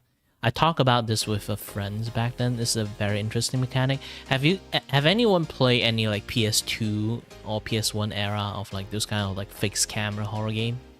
I have like something like that, but here's the thing: the gimmick is like why it have a fixed camera, because your character is actually blind. Is using a spirit eye, quote unquote, to kind of like see around like the kind of like your surrounding, and then that spirit eye like so this is where your kind of like third person camera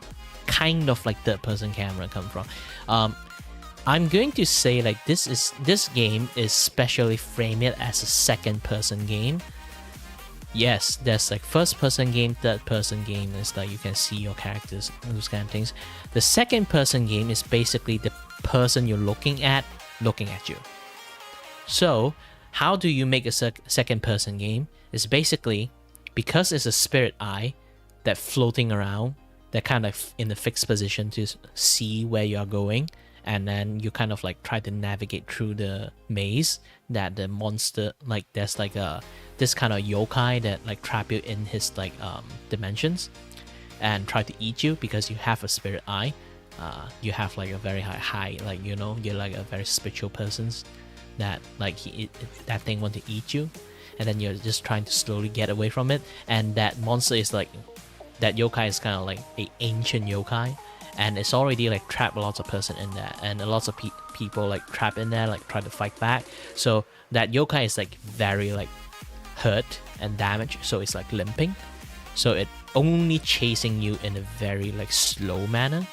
While that you can kind of like navigate through the entire maze, try to find like the lore that about the yokai or like the people who trap in there, this and that, yeah, that stuff. Maybe you can find a survivor, plan out how to like kill that thing, this and that, yeah, that stuff. You can find like SCP like scientist people there.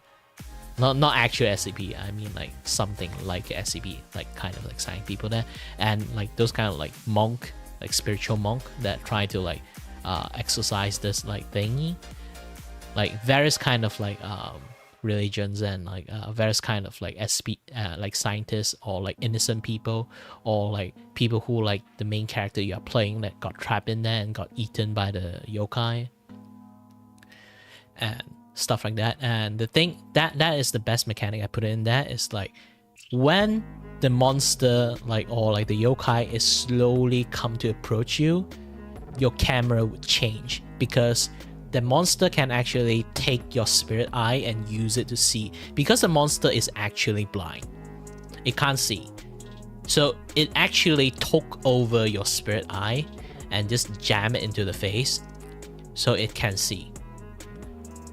So when it slowly approach you, that still camera would change into the camera of that monster. You can't actually properly see anymore, because the only way you can see is using spirit eye, and then the spirit eye got taken by that monster, so you are seeing what the monster are seeing. So you are using that monster what it is seeing while it's slowly approaching you to solve either puzzle or like try to run away or try to hide, because it haven't kind of like noticed you yet. So you can use that method to like kind of like find the place to move and hide, you know. So it's like, it's still in a sense third person camera, but it's not actually the third person camera as like the person, like you view it as your third person camera. It's more like the view, the POV, the view of the monster that looking at the surrounding, you know. So you are literally blind. Your eyeball is getting like taken by someone else, and that thing want to kill you. That thing want to eat you. It just take you into like you know. So that basically it just want to eat you because it is like hurt really badly. It wants to eat something like very high in spiritual power, so it can sort of like recover a little bit. Because the thing is like that yokai is like like I put the plot is like that yokai is basically trapping a lot of people and eat them.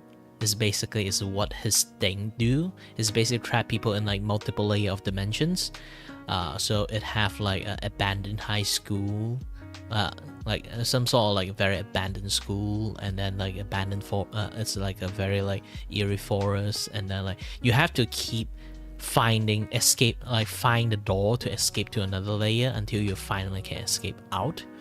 It's like the maze have its own conditions, so this way you kind of can find people there, but so many people can't escape this because by the time they almost escape, they got eaten by the yokai.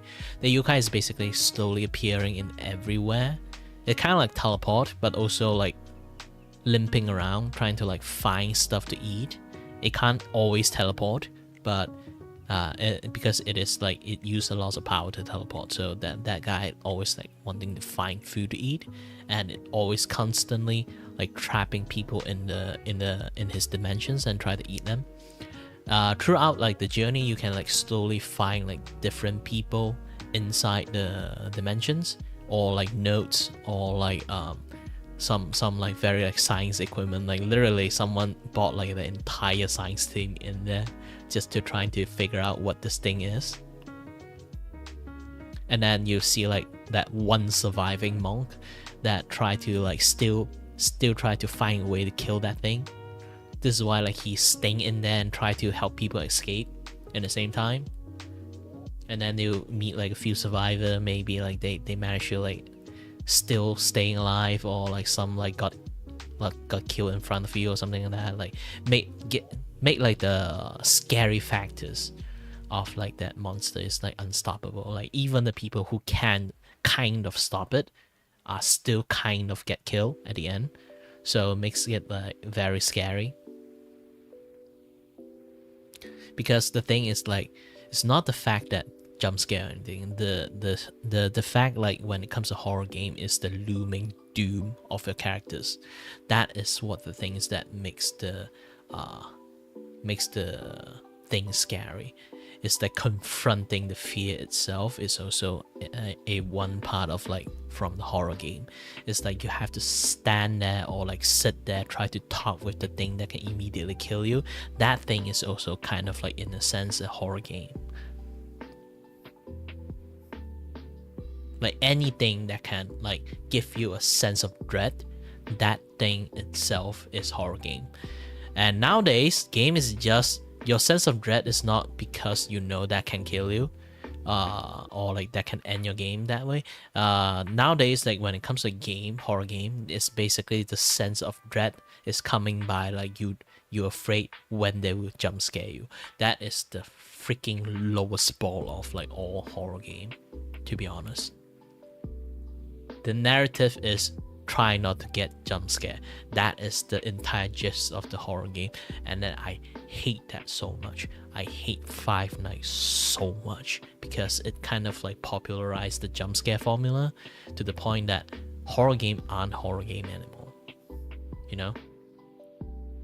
Outlast originally is like kind of like the first one is very good, but the second one is like they made the games just so many like so difficult, and there's so many like instant death like system in there. There's no they should make a lot more close call style kind of like narrative, instead of like you turn the wrong way, you die, you turn the left, you die, you turn right, you die. Oh, you didn't go forward, right, left, right, one, like exactly that pattern, you die. Now and then like if you die enough, you learn not to fear, because you're just going to restart again. Like now it's just become frustrations. Like that is like that part of like the Outlast 2, why it doesn't really popped off is because it have a particular few sections is practically just like that. So it kind of like removed the horror. It's just make it like, ah gosh dang it, ah gosh dang it, ah gosh dang it. Every single time that you die, you're just being frustrated.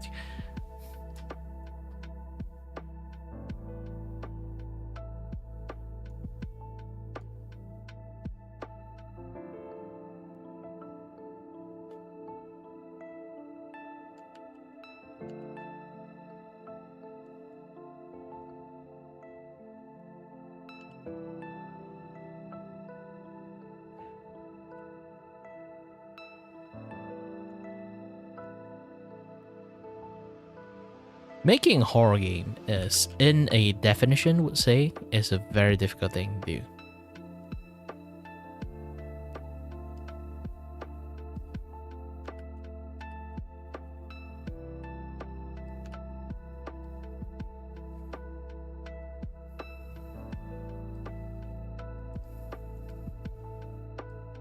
Because there's so many things you have to actually like try to balance it out. Else you're just going to make the game like being very very difficult.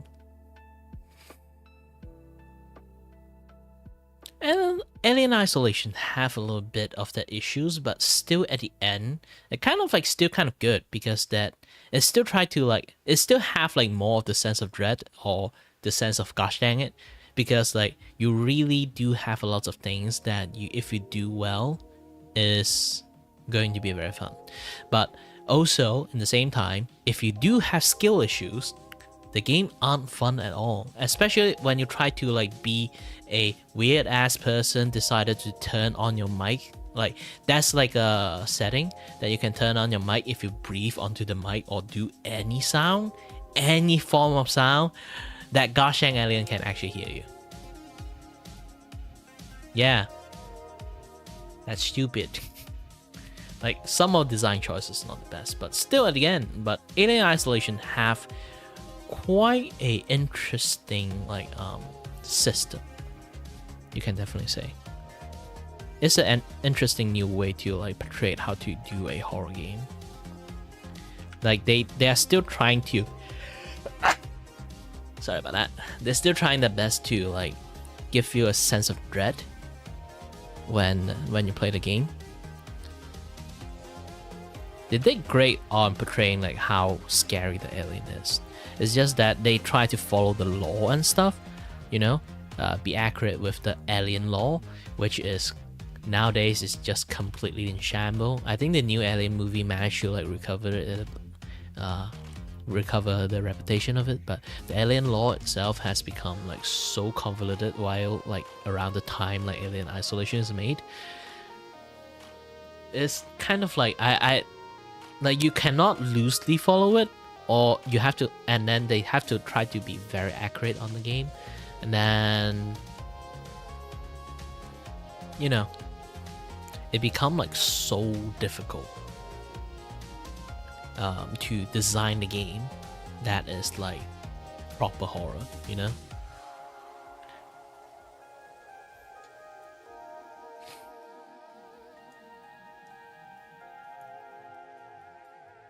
Yeah, it's basically RIP mechanical keyboard users, and aside from this, it also have another system. It can read your heart rate. Your heart rate, like higher heart rate, the easier the alien can actually hear you. That's that mechanic too. But those kind of things is like rich people stuff, you know. Like heart monitors is actually very expensive. I've seen it before.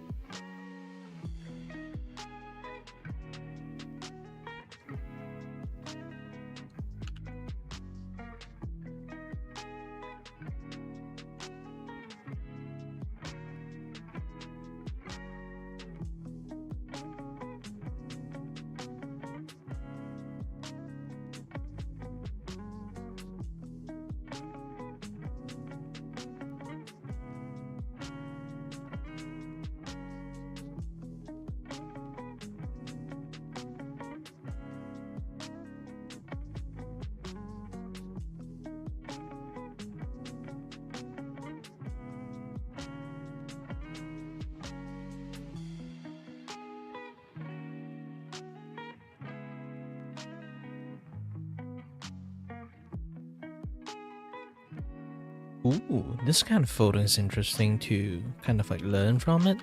This is a very good trace, to be honest. Tracing, like for a lot of people, it's like a no thing, but for me, it's like tracing is like very you know, a very good way to learn how to draw. If you legitly try to like learn from like trace it from like professional, much more professional like artists, and try to think like, why did I do this, why did I do that? For me right now, I think like they have a little bit too much line in this fold. I would just keep it to the minimum. So if I want to keep it to a minimum, I would not like follow through almost every line they have, because at the end this is like a very loosely based on an actual suit. So I'm just going to add this very loose like suit line here, and then don't really have to add too much. If I really need to add like a very fit waistline, this thing is not going to be existent here. And then have it a little bit like this.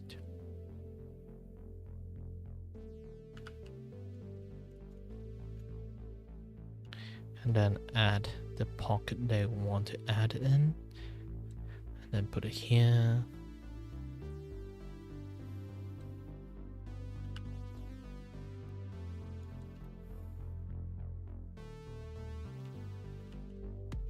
They have a very big like shoulder shift in here. I don't know why. It's basically like that. Their like shoulder would be like here, which is not really too logical. So I'm going to like boost up the shoulder.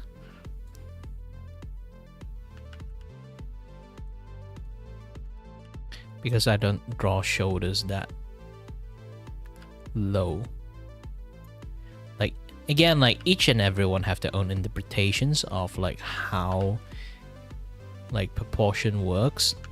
This is why like even like if you know what you're doing, even you try to do tracing, you kind of like still have your own interpretations into it, because the original point that why you're tracing in the first place is like you're trying your best to learn from the person you're tracing to, but also like you aren't exactly copy and paste. So you can see like this one is like a little bit too, for me, like in a way that is a little bit too foldy, like too many fold.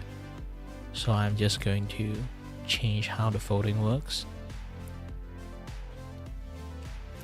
And then this guy have like a big ass chain because he's a rock star, so like he have like this kind of like thing there. Take already have core in here, so it's like I'm going to add a little bit difference. Take always holding like a slime, so I'm going to change. Now I'm going to change again like how the hand works.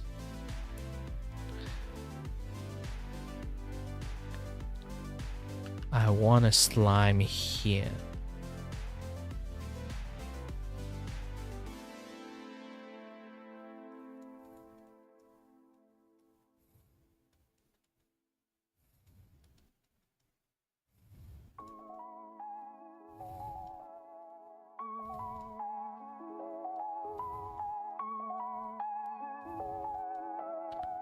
Like this kind of things.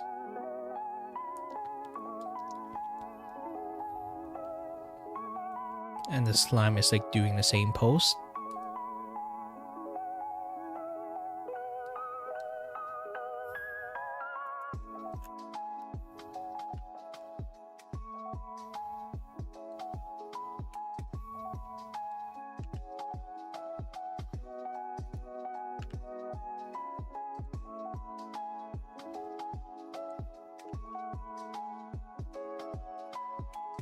Now all I have to do is a little bit of cleanup first.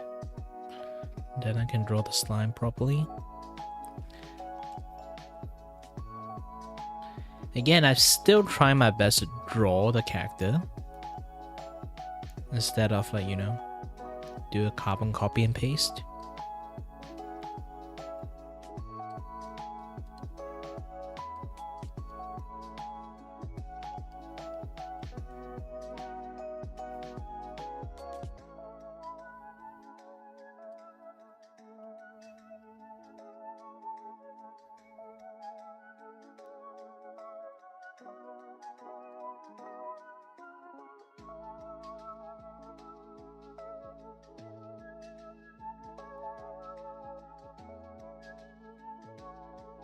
Actually, what is my keyboard?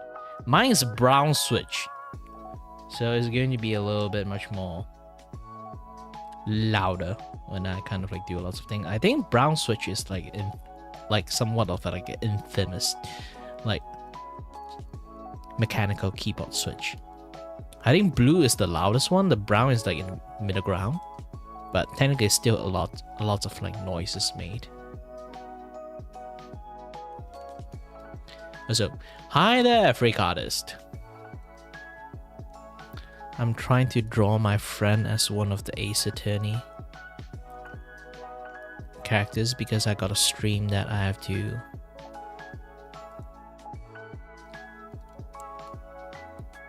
give them like a little bit of like a freebie.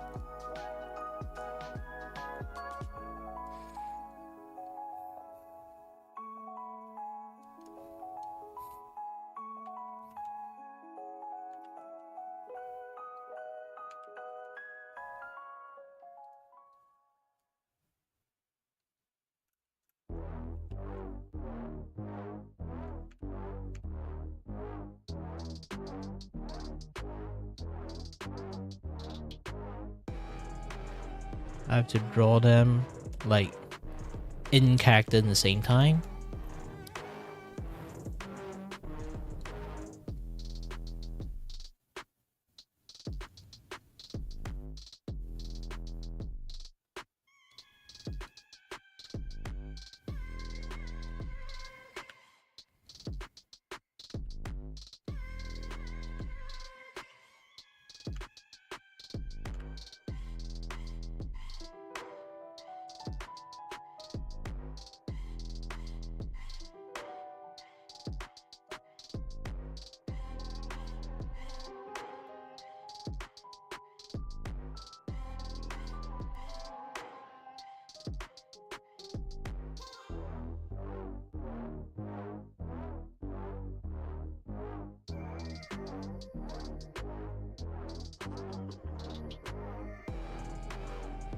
Still doesn't really look like the slime that you hold. I need to like re-look at the reference again. But I do know like the top is a little bit much more flatter.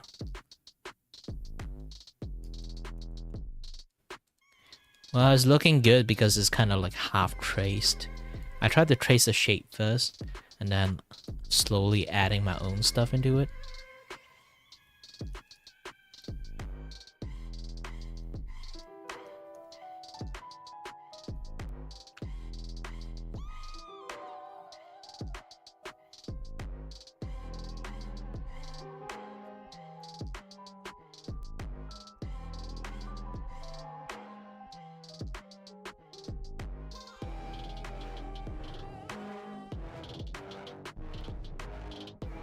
I say a lot of time, like personally I don't have any like thing against tracing, as long as you're not trying to like sell stuff to people.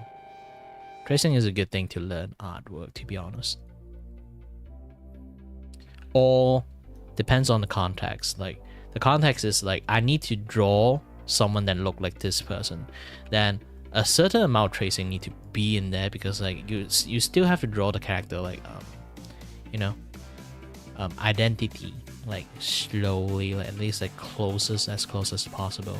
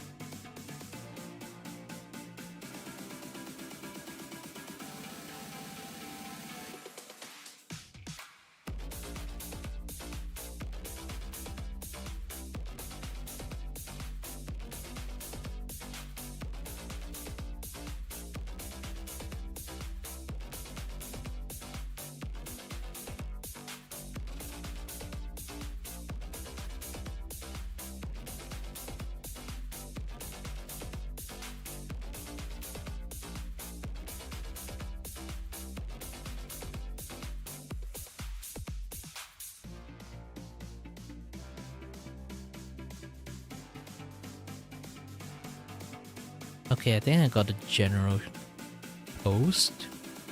I still need to draw a hand. Here's the thing. Another good thing is that you can train yourself to draw a better hand if you really try to learn it. Like, I learn a lot from just... Here's the thing, like, when it comes to Ace Attorney series, there's so many hand finger pointing posts. They just like, when I try to like mimic draw them, it's not good enough because my understanding of like drawing hands still have like a limited knowledge. Especially when it comes to like this particular palm part. I always have difficulty drawing them. And now it gave me a lot of opportunity to learn from this.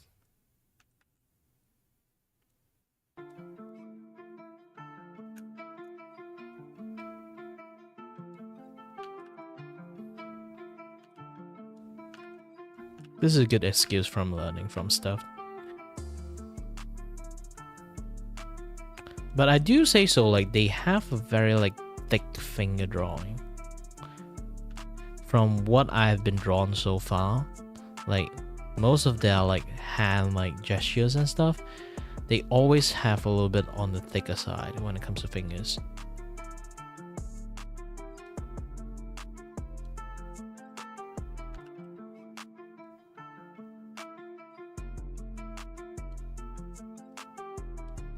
Oh, so that's how I draw it. Okay. Slowly kind of get it, but I think like the pinky finger would be a little bit much more smaller, to be honest. Like, lots of people overestimate how, like, underestimate how small the pinky actually is. Pinky is actually really small, very short. When it comes to motion, it actually, when it curl up, it's even smaller.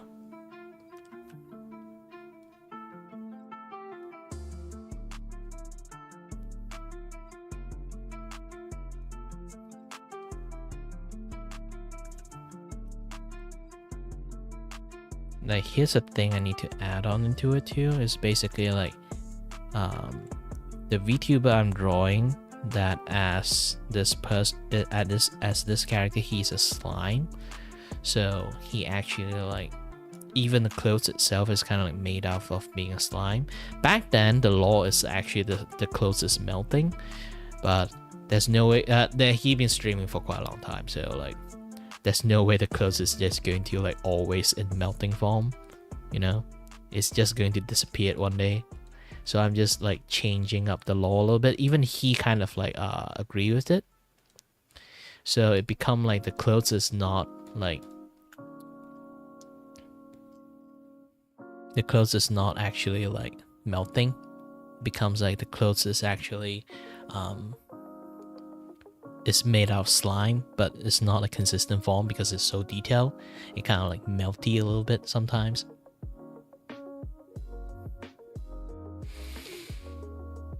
This is why like his hair is supposed to be like, for the character itself, it's supposed to be like very sharp. Yeah, you can literally like crop the manga and then like put it onto the screen and then try to draw it. Or you can just look at the hand. To be honest, like you only have a certain angle when you look at hand, but still is a very good reference. But the thing is, like when it comes to like drawing, hands have a certain proportion size. For me, Ace Attorney always emphasize on the hand size. It always like a little bit big, too thick in my on my personal taste.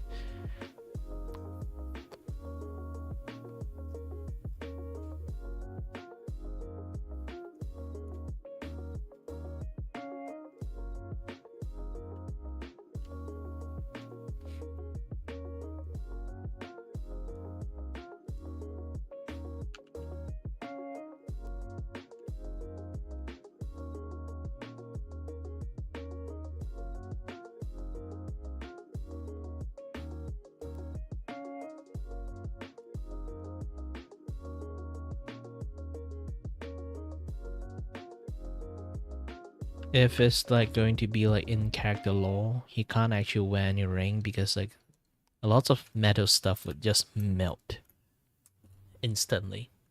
His body is super corrosive. But also he can kind of like mimic and create something look like it. But still, I kind of like against it. At least I keep something consistency, not too close to everything you see from the reference.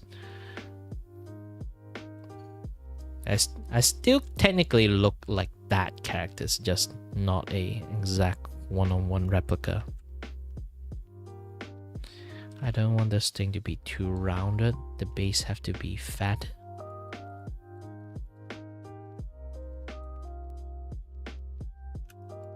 This way is much more better.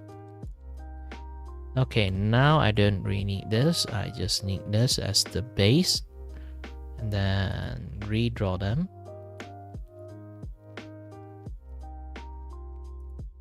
In a much more professional line art style.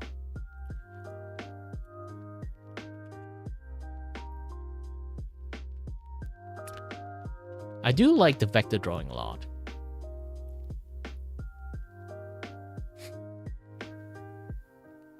Because vector line, you kind of like, whee!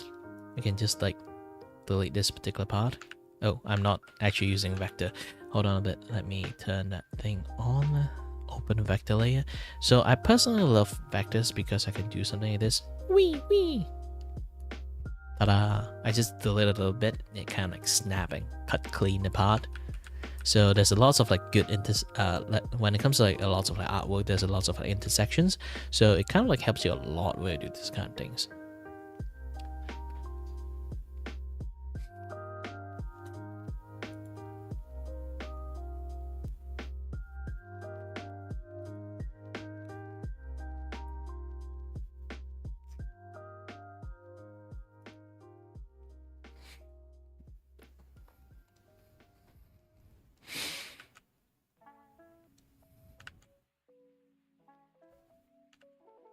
And you know, when it comes to like a lot of like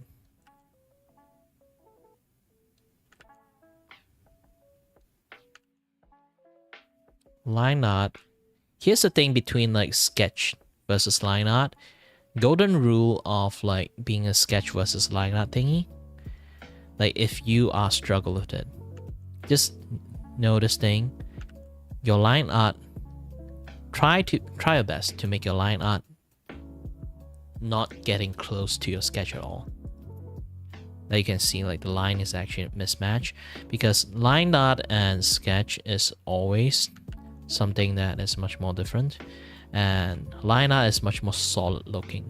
So if you follow how a sketch should be looking like, you are like it will just end up that your line art doesn't look good in the first place, because like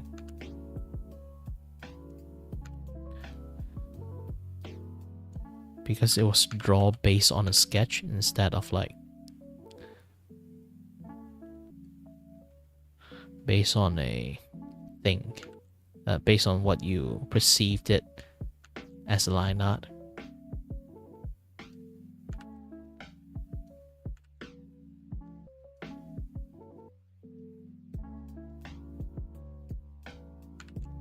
And then another golden rule of line art, you have to pay attention to your thickness of the line. Having vector is basically a little bit cheating, so you can kind of like correct your line width a little bit more. So if you kind of like know this thing, at the end of the line you should have a little bit thinner, and at the middle of the line sometimes you have to be thicker. But also there's a second rule when it comes to that there's a lot of like rule when it comes to line art. It kind of like contradict itself, but they kind of like also gel really well, long as you manage to juggle it well. The 3 golden rule when it comes to line thickness. 1, middle is supposed to be slightly much more thicker than the end. Also depends on how you are going to draw it. If it's like this hairline, I got like this thing, you would think like I need to like, oh sorry, you think I would need to like start here a little bit like smaller line and then get thicker that way. No, it's not like this, because like the hair is supposed to come out in the middle, so you should like already start up like with a very strong line when it comes to this, because they already are like somewhat of like intersections here. Like that is just like a pretend scenario. So that is like a lot of like rules come to it. So even you try to follow the rule, sometimes it's still kind of like wrong. You really have to have your own interpretations, like your own like set of like rule come to it, but still try your best to loosely follow the golden rule. The 3 golden rule is like, first, know where the lights come from. Why I would say this? Because more the lights are like hitting on the things, the more thinner the line is going to be. Because when you see like the darker places, you get like much more thicker, like much more shadowy places, you get much more thicker like line art, is because like there's a shadow cast in there, so the line would be like thicker. By logic, how humans see things, they are just going to click that way. So if you have like slightly lighter line on like the lighting area, people would assume how the light actually functions, because our brain always try to make sense of things.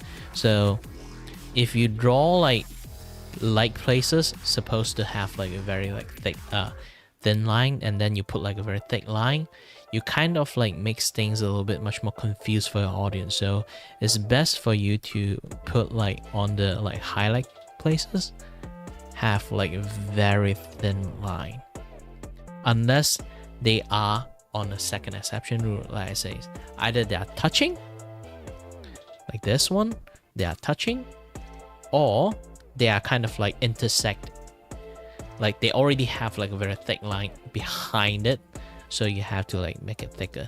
There's a lot of people don't really know that particular rule, so they end up like having like a very thin line over there.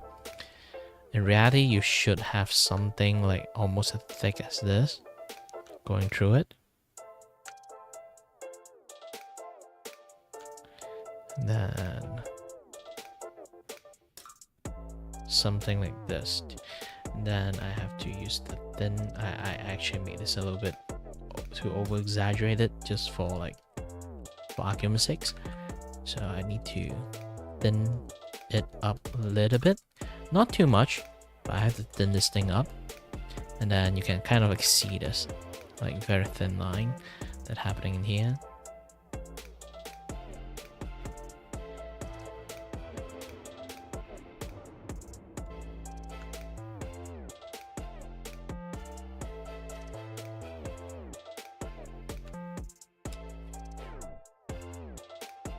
So this is how you actually manage your line in a proper way, you know?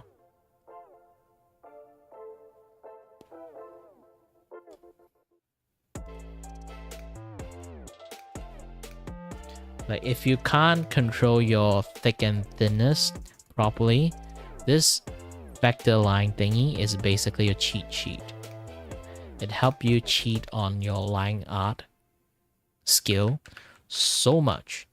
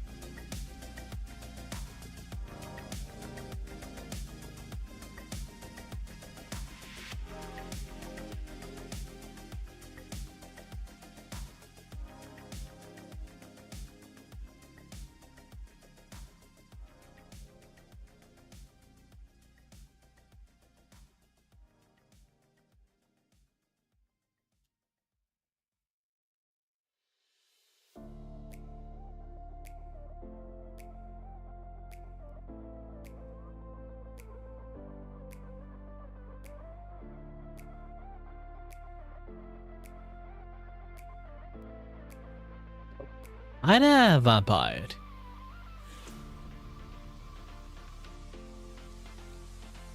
Welcome to Kiravaku stream. Yeah.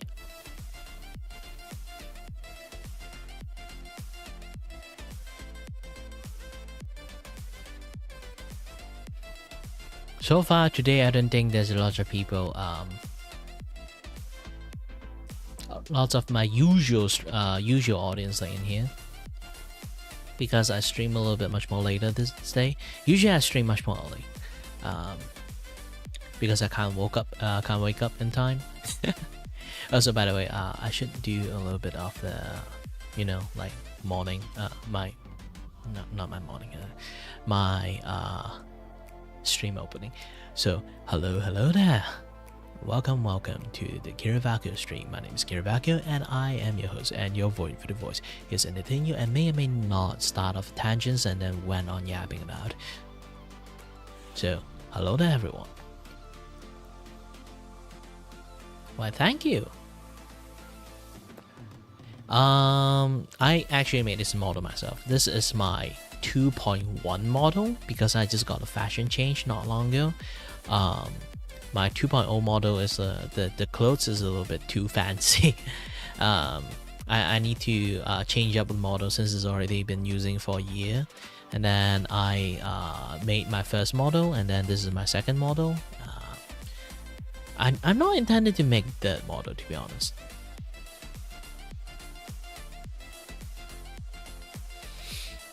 Yeah, I'm going for a little bit much more yin yang style because I did like my model review on 6th of September. Because I already forgot like when I actually do start streaming. I was a streamer before I was a VTuber, so I kind of like forgot when I actually start streaming or when I decided to become a VTuber. So I don't know the specific date I choose. So I just like choose like a day that is just like 6th of September, and I'll be like 69, and then I'll be like ooh, then I just use it as 69. Wow, I'm being raid on Twitch side.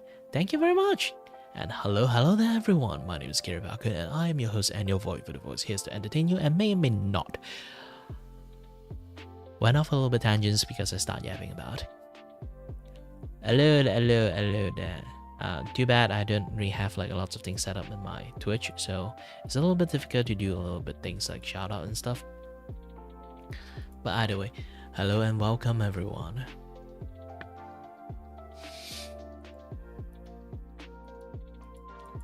Now everyone's here is like comparing bean size.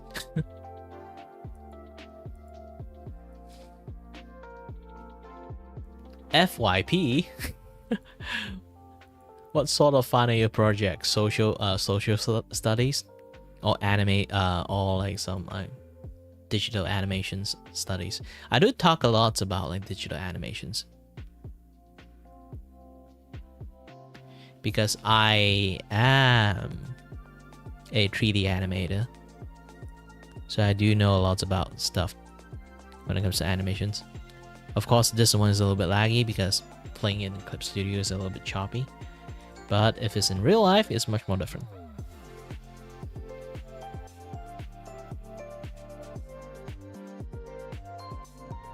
And also, thank you, Vampire.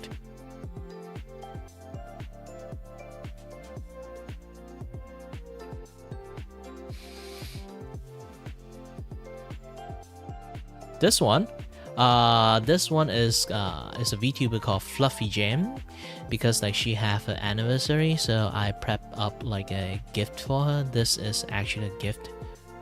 I was running like a YCH series of this animated gift.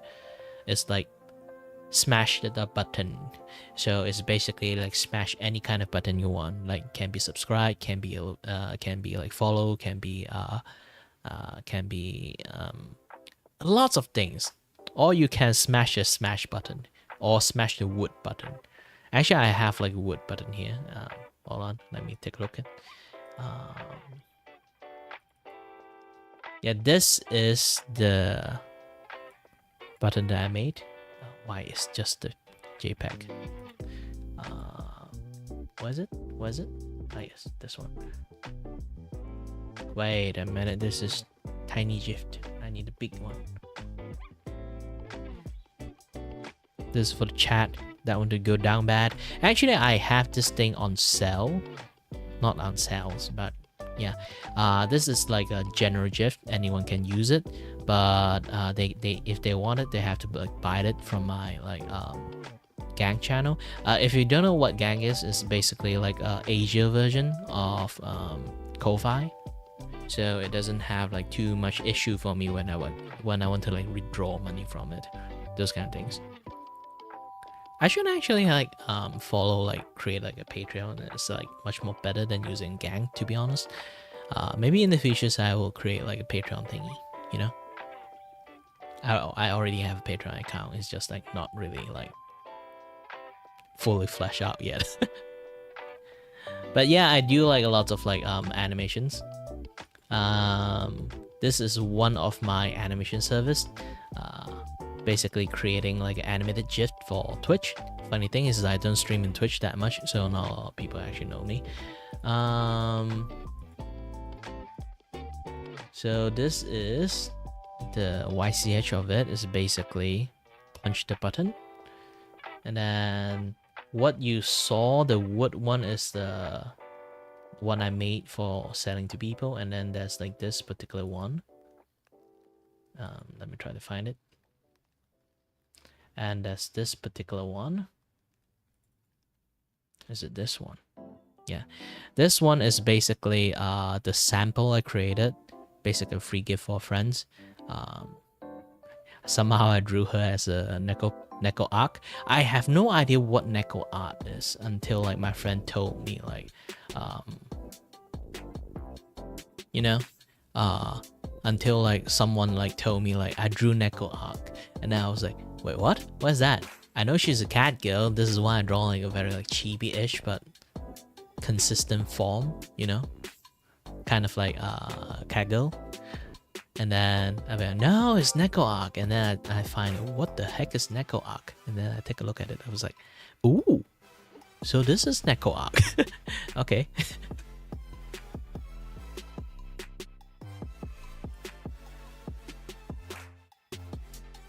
Oh yeah, one more slight introductions.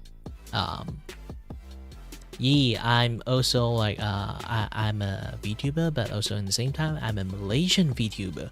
Kind of like not lots of people like know like Malaysian VTuber is a big thing or not. Yeah, I just have to like at least mention that I'm a Malaysian VTuber. Because like here's the thing, I don't think Malaysian VTuber itself is like a really big thing, so not a lot of people actually know her. At least like we have like one very famous one is like Vampire. Like Vampire is actually also Malaysian too, if you kind of like know that particular VTuber too.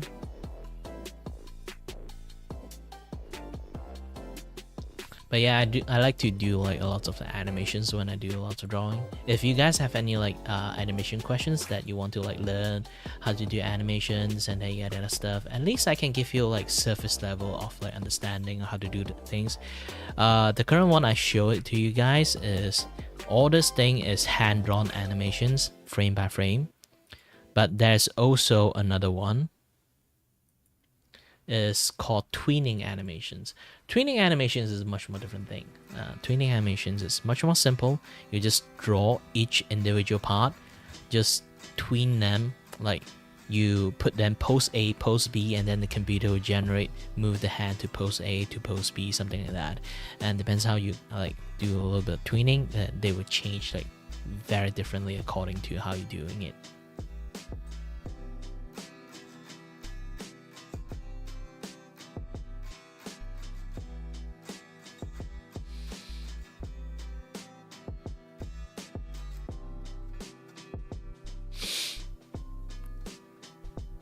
And hold on a bit.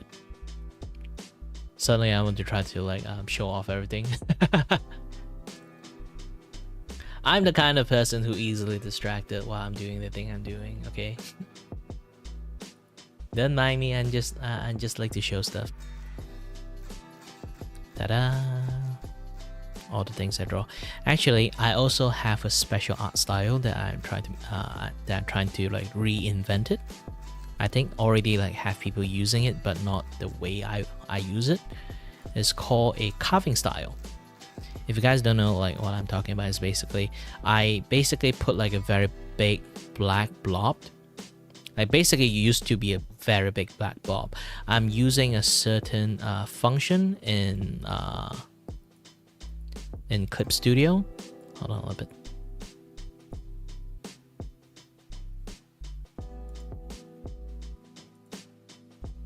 Yeah, basically I'm using a certain function in Clip Studio that is called the lasso fill tool. Like you can select colors and then you just fill it. See? It kind of like instantly fill it. It's basically lasso and fill, but it do it like instantly. So I use this kind of like things. I do like a very rough sketch and then draw the facial shape out using this way. And then I slowly,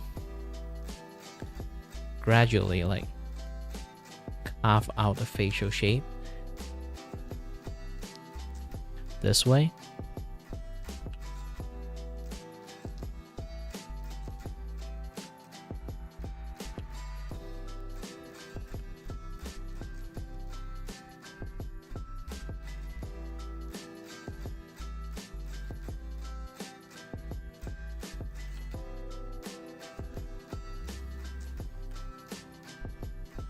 You can see like I keep slapping on stuff and sort of like removing stuff at the same time. This is basically like the essence of like how carving style works. So you kind of like see once I put the mouth there, it kind of like the face shape doesn't look that accurate anymore. So I can just do something like this, add more shape, make them look a little bit much more sense. Then move it this way and then have this kind of things happen here. Like it's basically just keep on like doing carving stuff like this until I carve like a decent shape out. So this kind of carving style is a much more like different way to do this kind of things.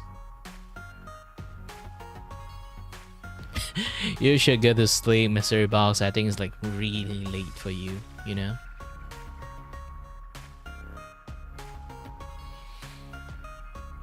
But yeah, that is like generally like that special art style I'm doing. So you guys can see it in here. This is one of it. This is actually the prototype. This, I think it's more or less like a third prototype I made back then. I still don't really have like the, you know, like standard SOP, like those kind of procedures, like what should I do, like what is the step-by-step thing. So I'm just like randomly doing stuff, trying to like find a way to do things properly. You know, I don't really have like a fixed method to do it back then. So this is like me trying to like find a fixed method to do it, like create it, and much more easier to teach people how to do this. So this is like the third image. It's kind of like it went click for me. The first image I actually made is just myself. I'm trying to like find out how to do things properly, and then I start to use my friends as like the base to create it. Where's Take actually?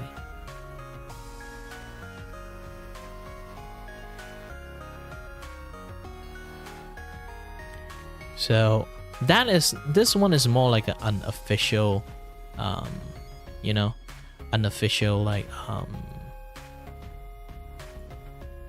versions, but still is a much more experimental type. And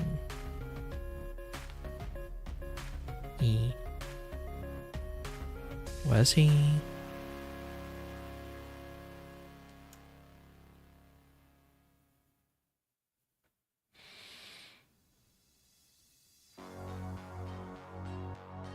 Ooh, I can't find him here. Hold on a bit. Let's go to here. Yes, this one. This particular one is again like the person you already seen, like I'm trying to draw on the Ace Attorney one. So what you can see here, this is like the technically first experimental version of it. I'm trying to just draw the upper body and then like carving it this way. You can see like there's a lot of flaw in it. I'm just trying back then. I have like a rough idea how to do it, and then this particular one is the one that clicked for me. And then after that, I'm trying to like draw a little bit, because I try to like draw hands, see it does it work or not. And then I have another version of it. I find other friends of mine and then do a little bit drawing, and then this is the one that with the another one with the hand. But I took another newer challenge because his hair is basically it's black and white. It's basic black and gray with white highlight. So if you kind of like notice, like I have my style, like this kind of like carving style, have lots of black in there.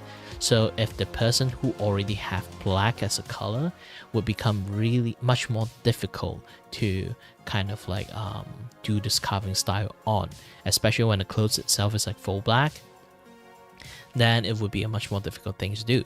So I need to find a way to actually carve like the human body shape without like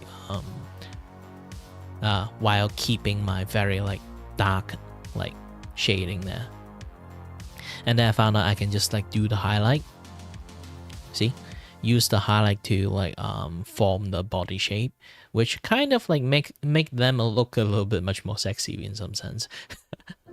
Just like highlight the body shape makes them a little bit much more fitter, you know.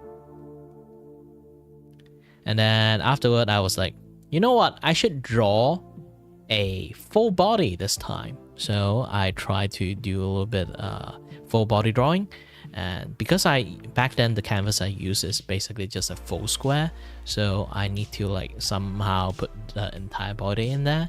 And Ryu is the best one to put it in there because like she actually like theme as like somewhat of like a space witch, so I kind of like draw her in here, like floating around this space. Yeah, it's like a lame excuse to draw entire body in here and just curl up. So I draw her this way. It's still this is more or less like while I'm practicing, this is my second masterpiece. Again, I still think this is my first masterpiece.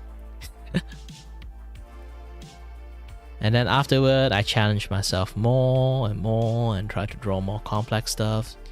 Even tried to draw like a very like comic like thingy, you know, since it's already looking like comic in the first place. So I tried to create a little bit of comic style, use it to try to draw a little bit of like funny comedy comic.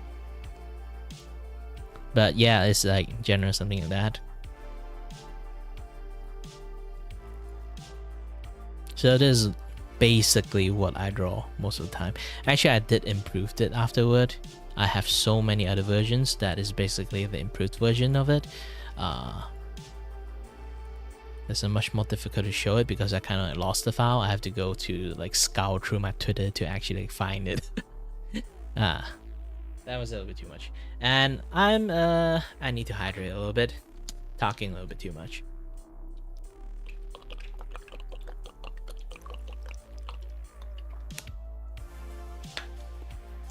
How I actually find out the way or like invented this such a way to like do drawing is actually a very funny thing. It's because I actually not really good at drawing line art, or I'm too lazy to draw line art, because line art really required a certain level of discipline and certain level of like skill level to be able to do it properly. So I've tried to find a way to skip doing the line art. And then I remember like back in the days, like comic, they have like this very heavy inking. I was trying to replicate that thing, but also at the same time follow a little bit of like the, you know, like manga like drawing and sketching style.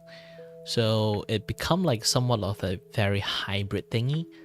And back then, it kind of like pissed me off a little bit, is because like when people look at that kind of very like manga looking style, but when it comes to like shading is very like similar to like the olden comic days. So people would just say, "Oh, it's Persona style." It kind of pissed me off a little bit because I'm not trying to mimic any style. I'm applying technique of different like art form into one thing. like from the western and the eastern side of the drawing technique into one thing, and people just flat out like use one single word to like simplify it. It kind of like did kind of tiny bit piss me off back then. Like, you know, like you invented a new way to do something. People are like, oh, you're just trying to copy this style.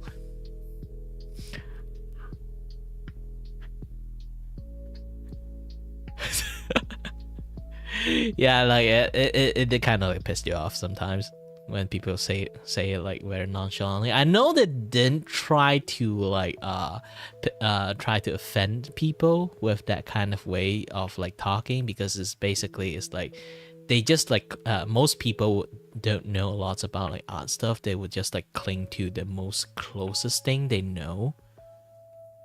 You know, it's like this is like kind of like new thing. So if you really want to put a finger or put a name into it, like people would just accidentally would just like say like, oh, it's just like that kind of art style, or just like how they do that art thing. Like, yeah, it's kind of yes, but also kind of no at the same time. So like back then I'm a little bit sensitive to it. Nowadays it's kind of fine. Unless nowadays like there's still one thing I kind of pissed off. Is the moment people look at me, they would say like, oh, are you trying to be Midoriya? Like from My Hero Academia? I was like, gosh dang it. I would have a very like big reaction when it comes to this, because no matter how you look at me, Midoriya is like curly, messy hair. For me, I got spiky hair. No matter how you see it, you should at least say like, are you trying to copy Final Fantasy like spiky hairstyle, or you trying to like copy like Kingdom Hearts spiky hairstyle? I would not be that mad, you know? Like at least like I admit it's like actually I was inspired by like Kingdom Hearts because I play a little bit too much, and the way like my art style is basically from like those like around like 2010-ish style anime style, because like a lot of people don't actually remember anything around like 2010 or like slightly before, in between like 2005 to 2010 like anime style. That there's like a very specific anime style around that era, and then SAO came out and it somehow brainwashed the heck out of everyone. And if you just think a male protagonist, the first thing would pop in your brain is Kirito. This is why like around like 2010 to 2000 maybe 18, like everyone you see have a resemblance of Kirito. It is so much of a poison in the well on how generic his design is. Everyone look like Kirito. And the infamous Kirito face that came out, and then like when like VTuber pop off, there's not a lot of like male VTuber, and when they're starting to have males VTuber exist, everyone looks like freaking Kirito. I was like, ah shit.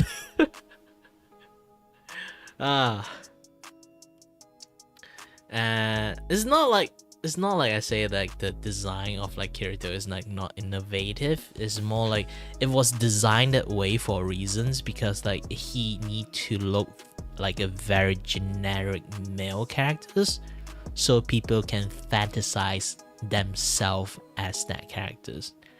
You know, he's basically like those kind of like very mid like characters design.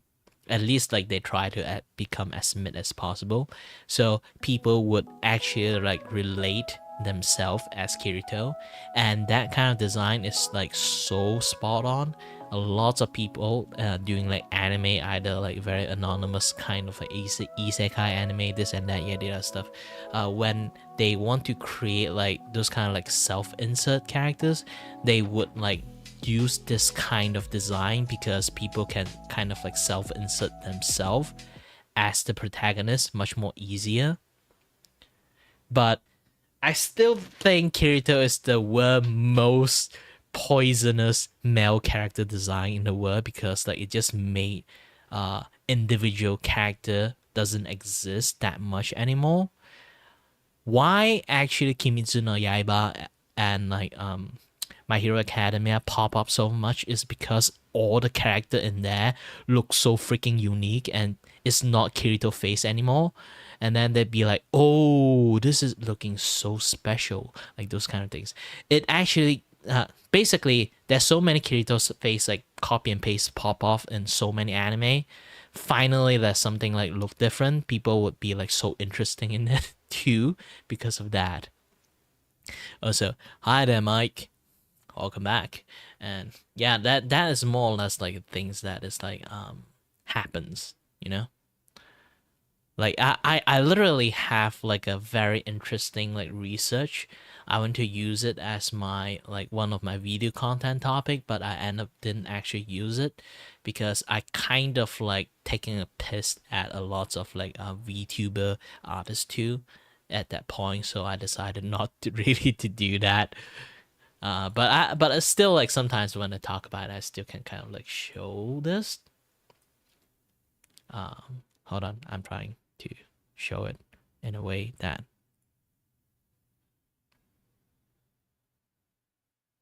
oh, my Spotify is off. I didn't notice that.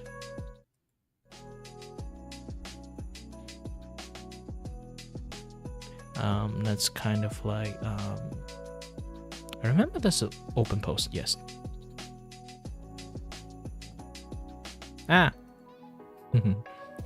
So here's the thing. When it comes to VTuber design, I noticed a few gimmick things happening there. I won't really say there's no innovative VTuber design, but there's no like very like male-centric VTuber common design, except like for the high sex appeal one, you know, like those kind of like show their pecs and like or do like anything like they try to be as sexy as possible, this kind of like style thingy. It's just aside from that, there's no visible difference for a lot of like male VTuber. They either look like Kirito or they look like those kind of like very early 2000-ish kind of like male design. I'm not kidding. I literally have like have evidence that this is a thing. So I'll try to show it to you guys here. So if you kind of like notice like a lot of like male VTuber, when they go for like very high sex appeal, you will see like very voluptuous pec size they have. And then or like they have like tall, and you kind of like know like they have a very like long and sharp faces. See, they have a lot of long and sharp faces. And if anyone who is old enough, they kind of like notice, hang on a minute, this is like the early 2000, before 2000 era kind of anime male character look like. Why? Because you kind of like look into it. This is how male character look like back in the days. I'm not kidding. All male character back in the days, before 2000, like 2000 kind of anime, they all have this very wide upper body, and then like very long face, and very pointy long chin face, and long nose. This kind of like very design-ish thingy. You kind of like already can see it like that. That's like a very striking resemblance there. Yeah, that's why like there's a lot of people like have this kind of like very like, if they want to add a lot of like masculinity onto the anime characters, they would choose this kind of like body shape style, you know, long face, big upper body. And then you look at the VTuber, male VTuber that will try to target that particular kind of style. Very wide upper body, very long face, long nose, and very like sharp chin. Like it's like a very I won't say generic, it's more like the kind of things they try to target is a very early 2000 style. And what you kind of like keep taking a look at it is basically, you know, when you try to draw a younger character, you would draw something like this, but the moment you try to draw someone slightly on the manly side, you would have like very wide upper body. Like this is like one of the like the, it's basically, I even put like the Asian date, like this is like Vampire Hunter D. Like this is basically like generic, like if you want a character to look like very like a male character look like a certain thing, they would have that kind of look. This is like the very, very, very early ages kind of look. When it comes to like if a male VTuber characters have to look manly, have to look like sexy, then they have to like, for some reason they will target to become like the early 2000 like male like anime character design. And the main culprit, the most early culprit I think, is like RG Vita. RG Vita is basically the very like old anime I watched back in the days. They actually is like, you know, eye candy for girls. Like you can see like a lot of like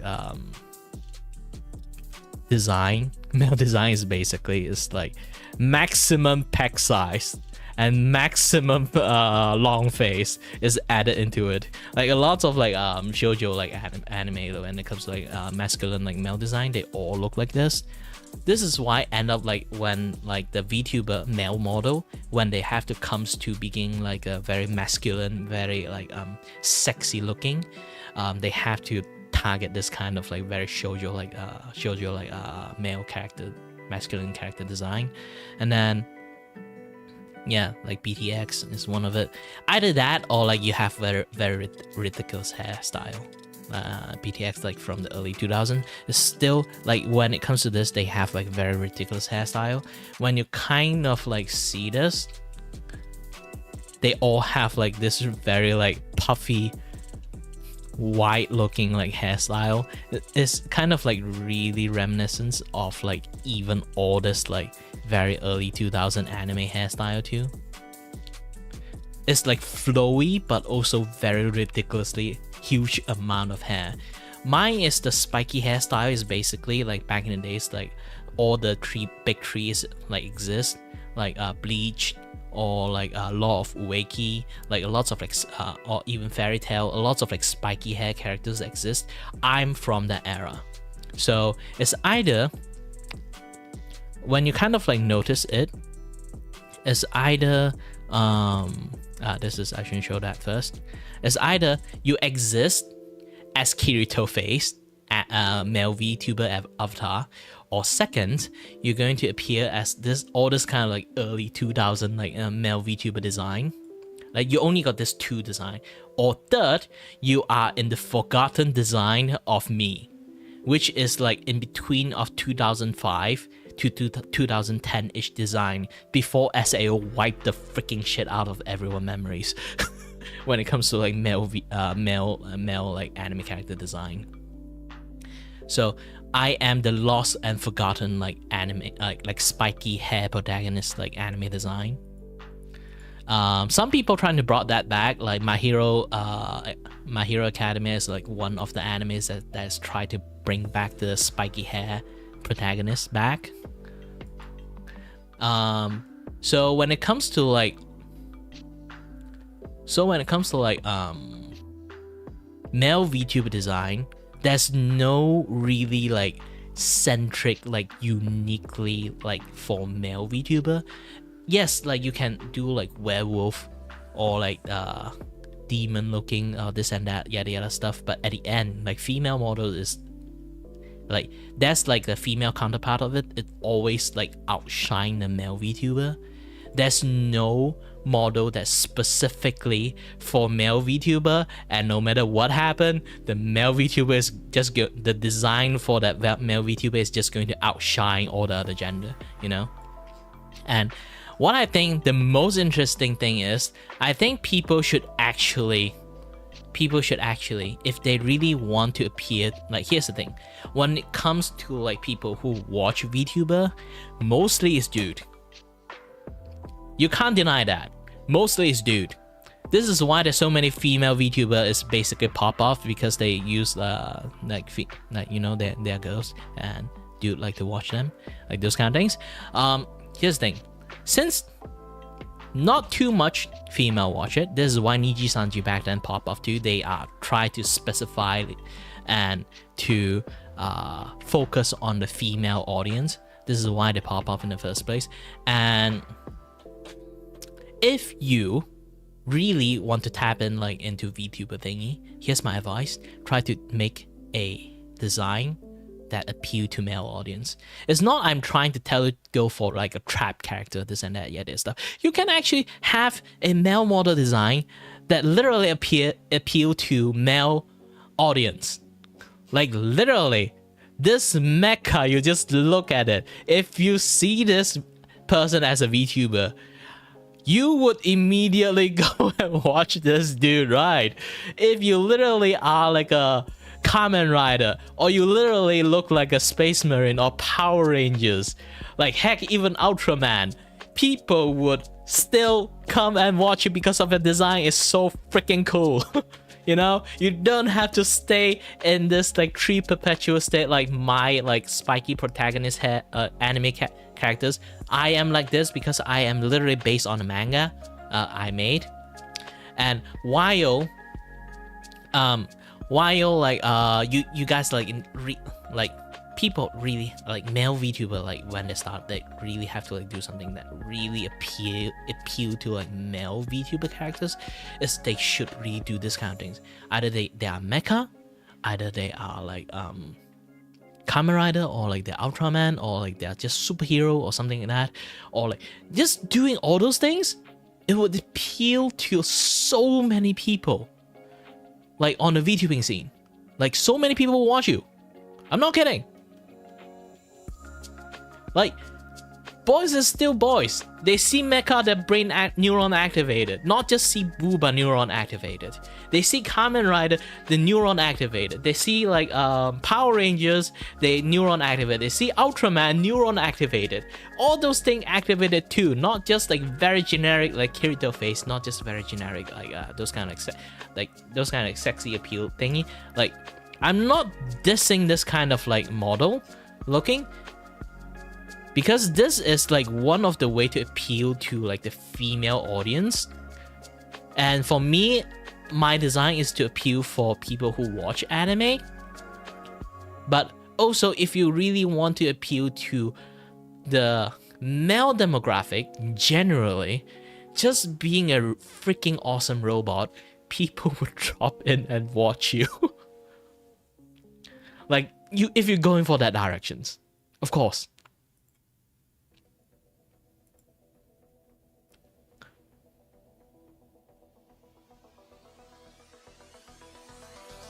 Yeah, this is why like male VTuber is not really popping off that well, because we do not really have a very interesting design.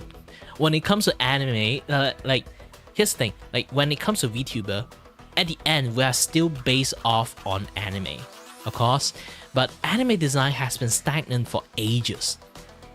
I already shown you, anime design when it comes to like male, it only have 3 era of male design.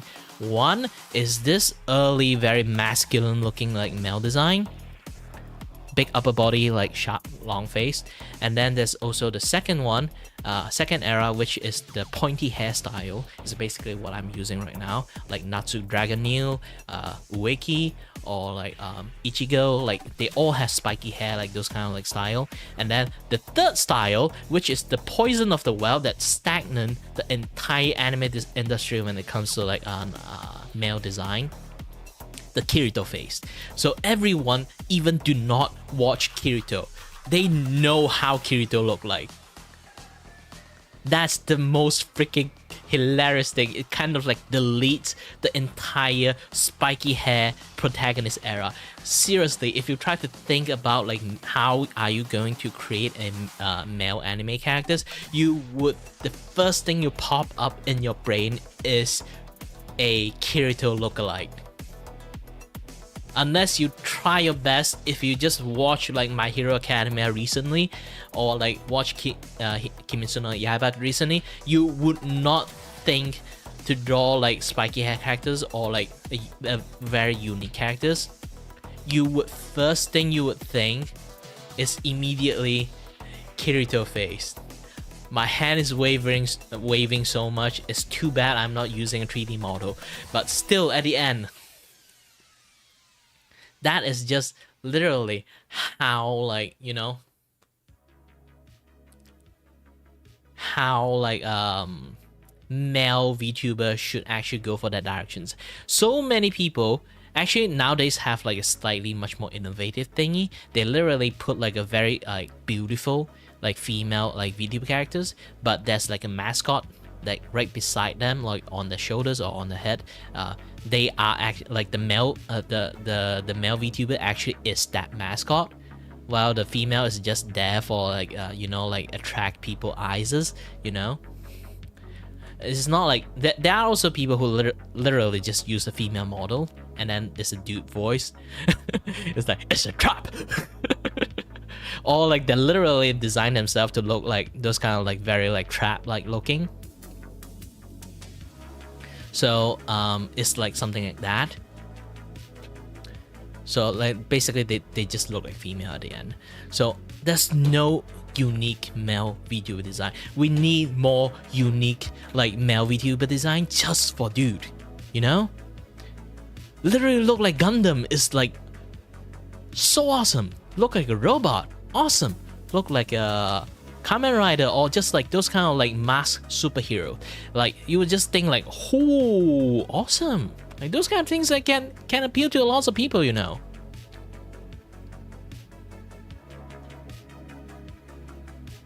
But no, had to be a girl with dude voice, or like very generic like Kirito face, or like try to be looking sexy like this.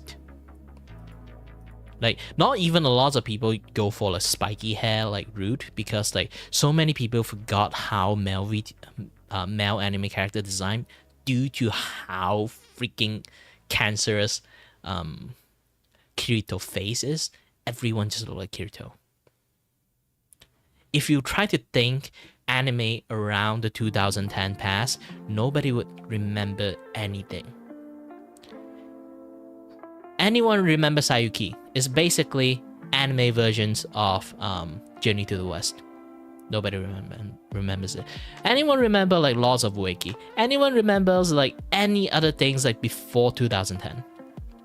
No one actually remembers it.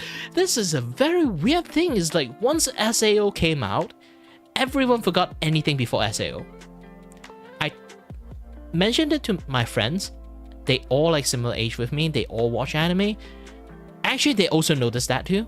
Even they forgot like what they watched like around 2010, like even before 2010, after SAO came out. SAO somehow is like a very super mind eraser ray. Even people do not watch SAO after it poisoned the entire like male design and like anime industry. Everyone start looking at him. Now everyone have this like imprint of Kirito face. And SAO around in the era, if they want to remember anything, they will first thing remember is SAO. Like it's just so scary when once you kind of like notice this thing, like what the F happened? Like what kind of things they put in SAO? Like everyone first thing remember like anime in the past, that would be SAO first.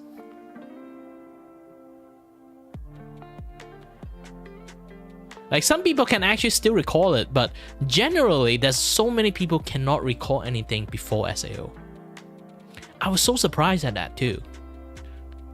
That people can recall it because they really like that particular one series, but aside from like how many have you been watched, is like they can't really recall it, you know? There's just so many very good series in the early 2010. Desert Punk, like Gurren Lagann is one of it, Death Note, the Code Geass. Like you still can like recall it, but if you just tell a random person's what is anything like anime like around like 2010, the first thing they would tell you is SAO. even if they do not watch it, they know they would just reply you SAO.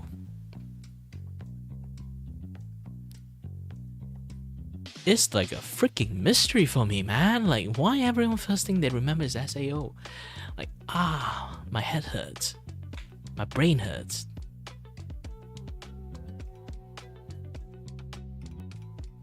Like, how about Keroro? How about like the one that the squid girl? How about Gintama? Nobody actually still remember that thing. Like, holy shit, even Gintama like being faded into the background because of it. I was like, holy moly. Nobody even remembers Gintama. Gintama is the best anime you can ever watch. Like, if you want to join in anime culture, watch Gintama. You will understand what Gintama is. Yeah, that's the thing. Like, I always feel like so sad. Like, also, this is kind of like the easiest way to filter out like anyone just gotten into anime. Like, if you think like male VTuber, male anime character design, if the first thing pop up is Kirito, I think they are new to anime. But nowadays you can change it a little bit thanks to Kimetsu no Yaiba and like My Hero Academia, so people would have like newer, fresh idea when it comes to like male like anime character design. But still, like I'm really thankful for them to somehow break the freaking curse. Again, SAO came out in the late 2010. This kind of mindset that of like Kirito face have poisoned the entire anime industry for freaking more than 10 years. More than 10 years.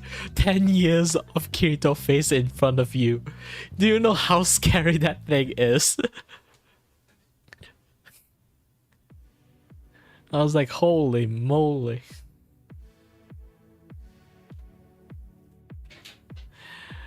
But either way, yeah. Kirito is scary. I hate him, and also same time very scary. Yeah, that's why like so many people like just basically just Kirito clone. Especially like the isekai anime come out, like everyone just want people to self-insert themselves as the protagonist, so everyone just look like Kirito at the end. I was like, shit. Just too bad. Yeah, either way, like again, like I went on like a very far tangent. When I talk about this thing, this is a very interesting case, you know. Not lots of people aware it until I tell them this, and then they realize that, you know what, you're right.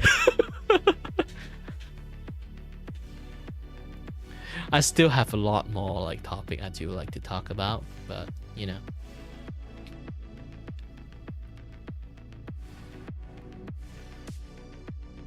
Gosh dang it! At you!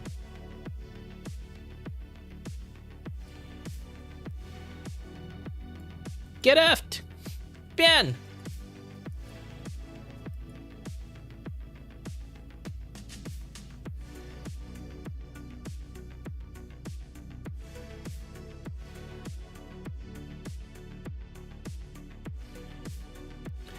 Yeah, there's so many SAO fanboy. The moment I talk about like fuck Kirito face, and then people would just like either take it out of context or like, you know, Kirito, like SAO, I think in a sense is still kind of like a very good anime. The later version of it, not like the season 2. The season 2 is just weird. I think the later version of it, I stopped watching a long ass time ago. But still, like, in a sense, it's still a very popular series. So if I shit on it, bad things would happen. And people who actually like, even I complain so much, it's not like it's not working. You know, like those kind of like early 2000 kind of like design, or like people who have Kirito face, it's not like they are not working. There's still people using those kind of design and still popping off. Like especially the early 2000 like very high sex appeal like male VTuber design. So the lack of innovations doesn't mean like it's not working. Like It's like you're using the same trait to like, you know, like there's so many like same old trick to kind of like, you know, flirt with girls, and it always still works. And as long as it works, you know, no matter how old the trick is. Long as the oldest trick in the books works, it kind of like still functions. So no matter how much I did complain about it, like things will still like have a little bit innovation like add into it. Like finally, some new anime break the curse, and then some of the new like innovations for how like VTuber going to functions is slowly going to break the curse too, like the using the mascot and beautiful lady right beside it. That kind of things is still new, but they're still taking advantage like using a female model. I mean, like I want like a pure male model is basically is like, instead of like appeal to men in the awuga way, I want to appeal to like the male audience about, holy shit, that looks cool as heck, like those kind of thingy. For me, I just generically appeal to people who love anime. I'm just that because I'm from animation background. So personally, I do want to appeal to that kind of demographic. But again, like people who like, I mean, like people who wants to capture the male audience, they should actually go for a very cool male character design instead of like the generic one, you know? For me, I want to attract people who like anime, so I look like an anime itself. So that is basically when it comes to this, like design actually matter, you know? And I'm actually like part of like, I'm not sure I'm part of the problem or anything like that, because like I'm still kind of like look unique in a sense, because I'm still me. I am very in the definition of a way you can technically say it's unique, because there's no one actually looks like me. But still at the end, like I wish there's a lot more like spiky hair protagonists exist too, but the more they are, like the more ununiqueness I am. So it's kind of like sometimes I complain about this, I'm reluctant to actually talk about it too much, like promoting people to become like spiky hair protagonists more, because the more people like that, the less uniqueness I am too. But still at the end, I do think that I need to improve, like I need to find a way to talk about this, so like the male VTuber, like on that side of the industry, that they would like pop off a little bit much more uniqueness, except like those kind of like very generic like male VTuber looking thingy. Like nowadays, like the most unique one is them looking like Western like art looking style on the male video, like, you know, like those kind of pop-up bear style, like male VTuber look. Aside from that, there's like not too much like uniqueness have been popping out lately, to be honest.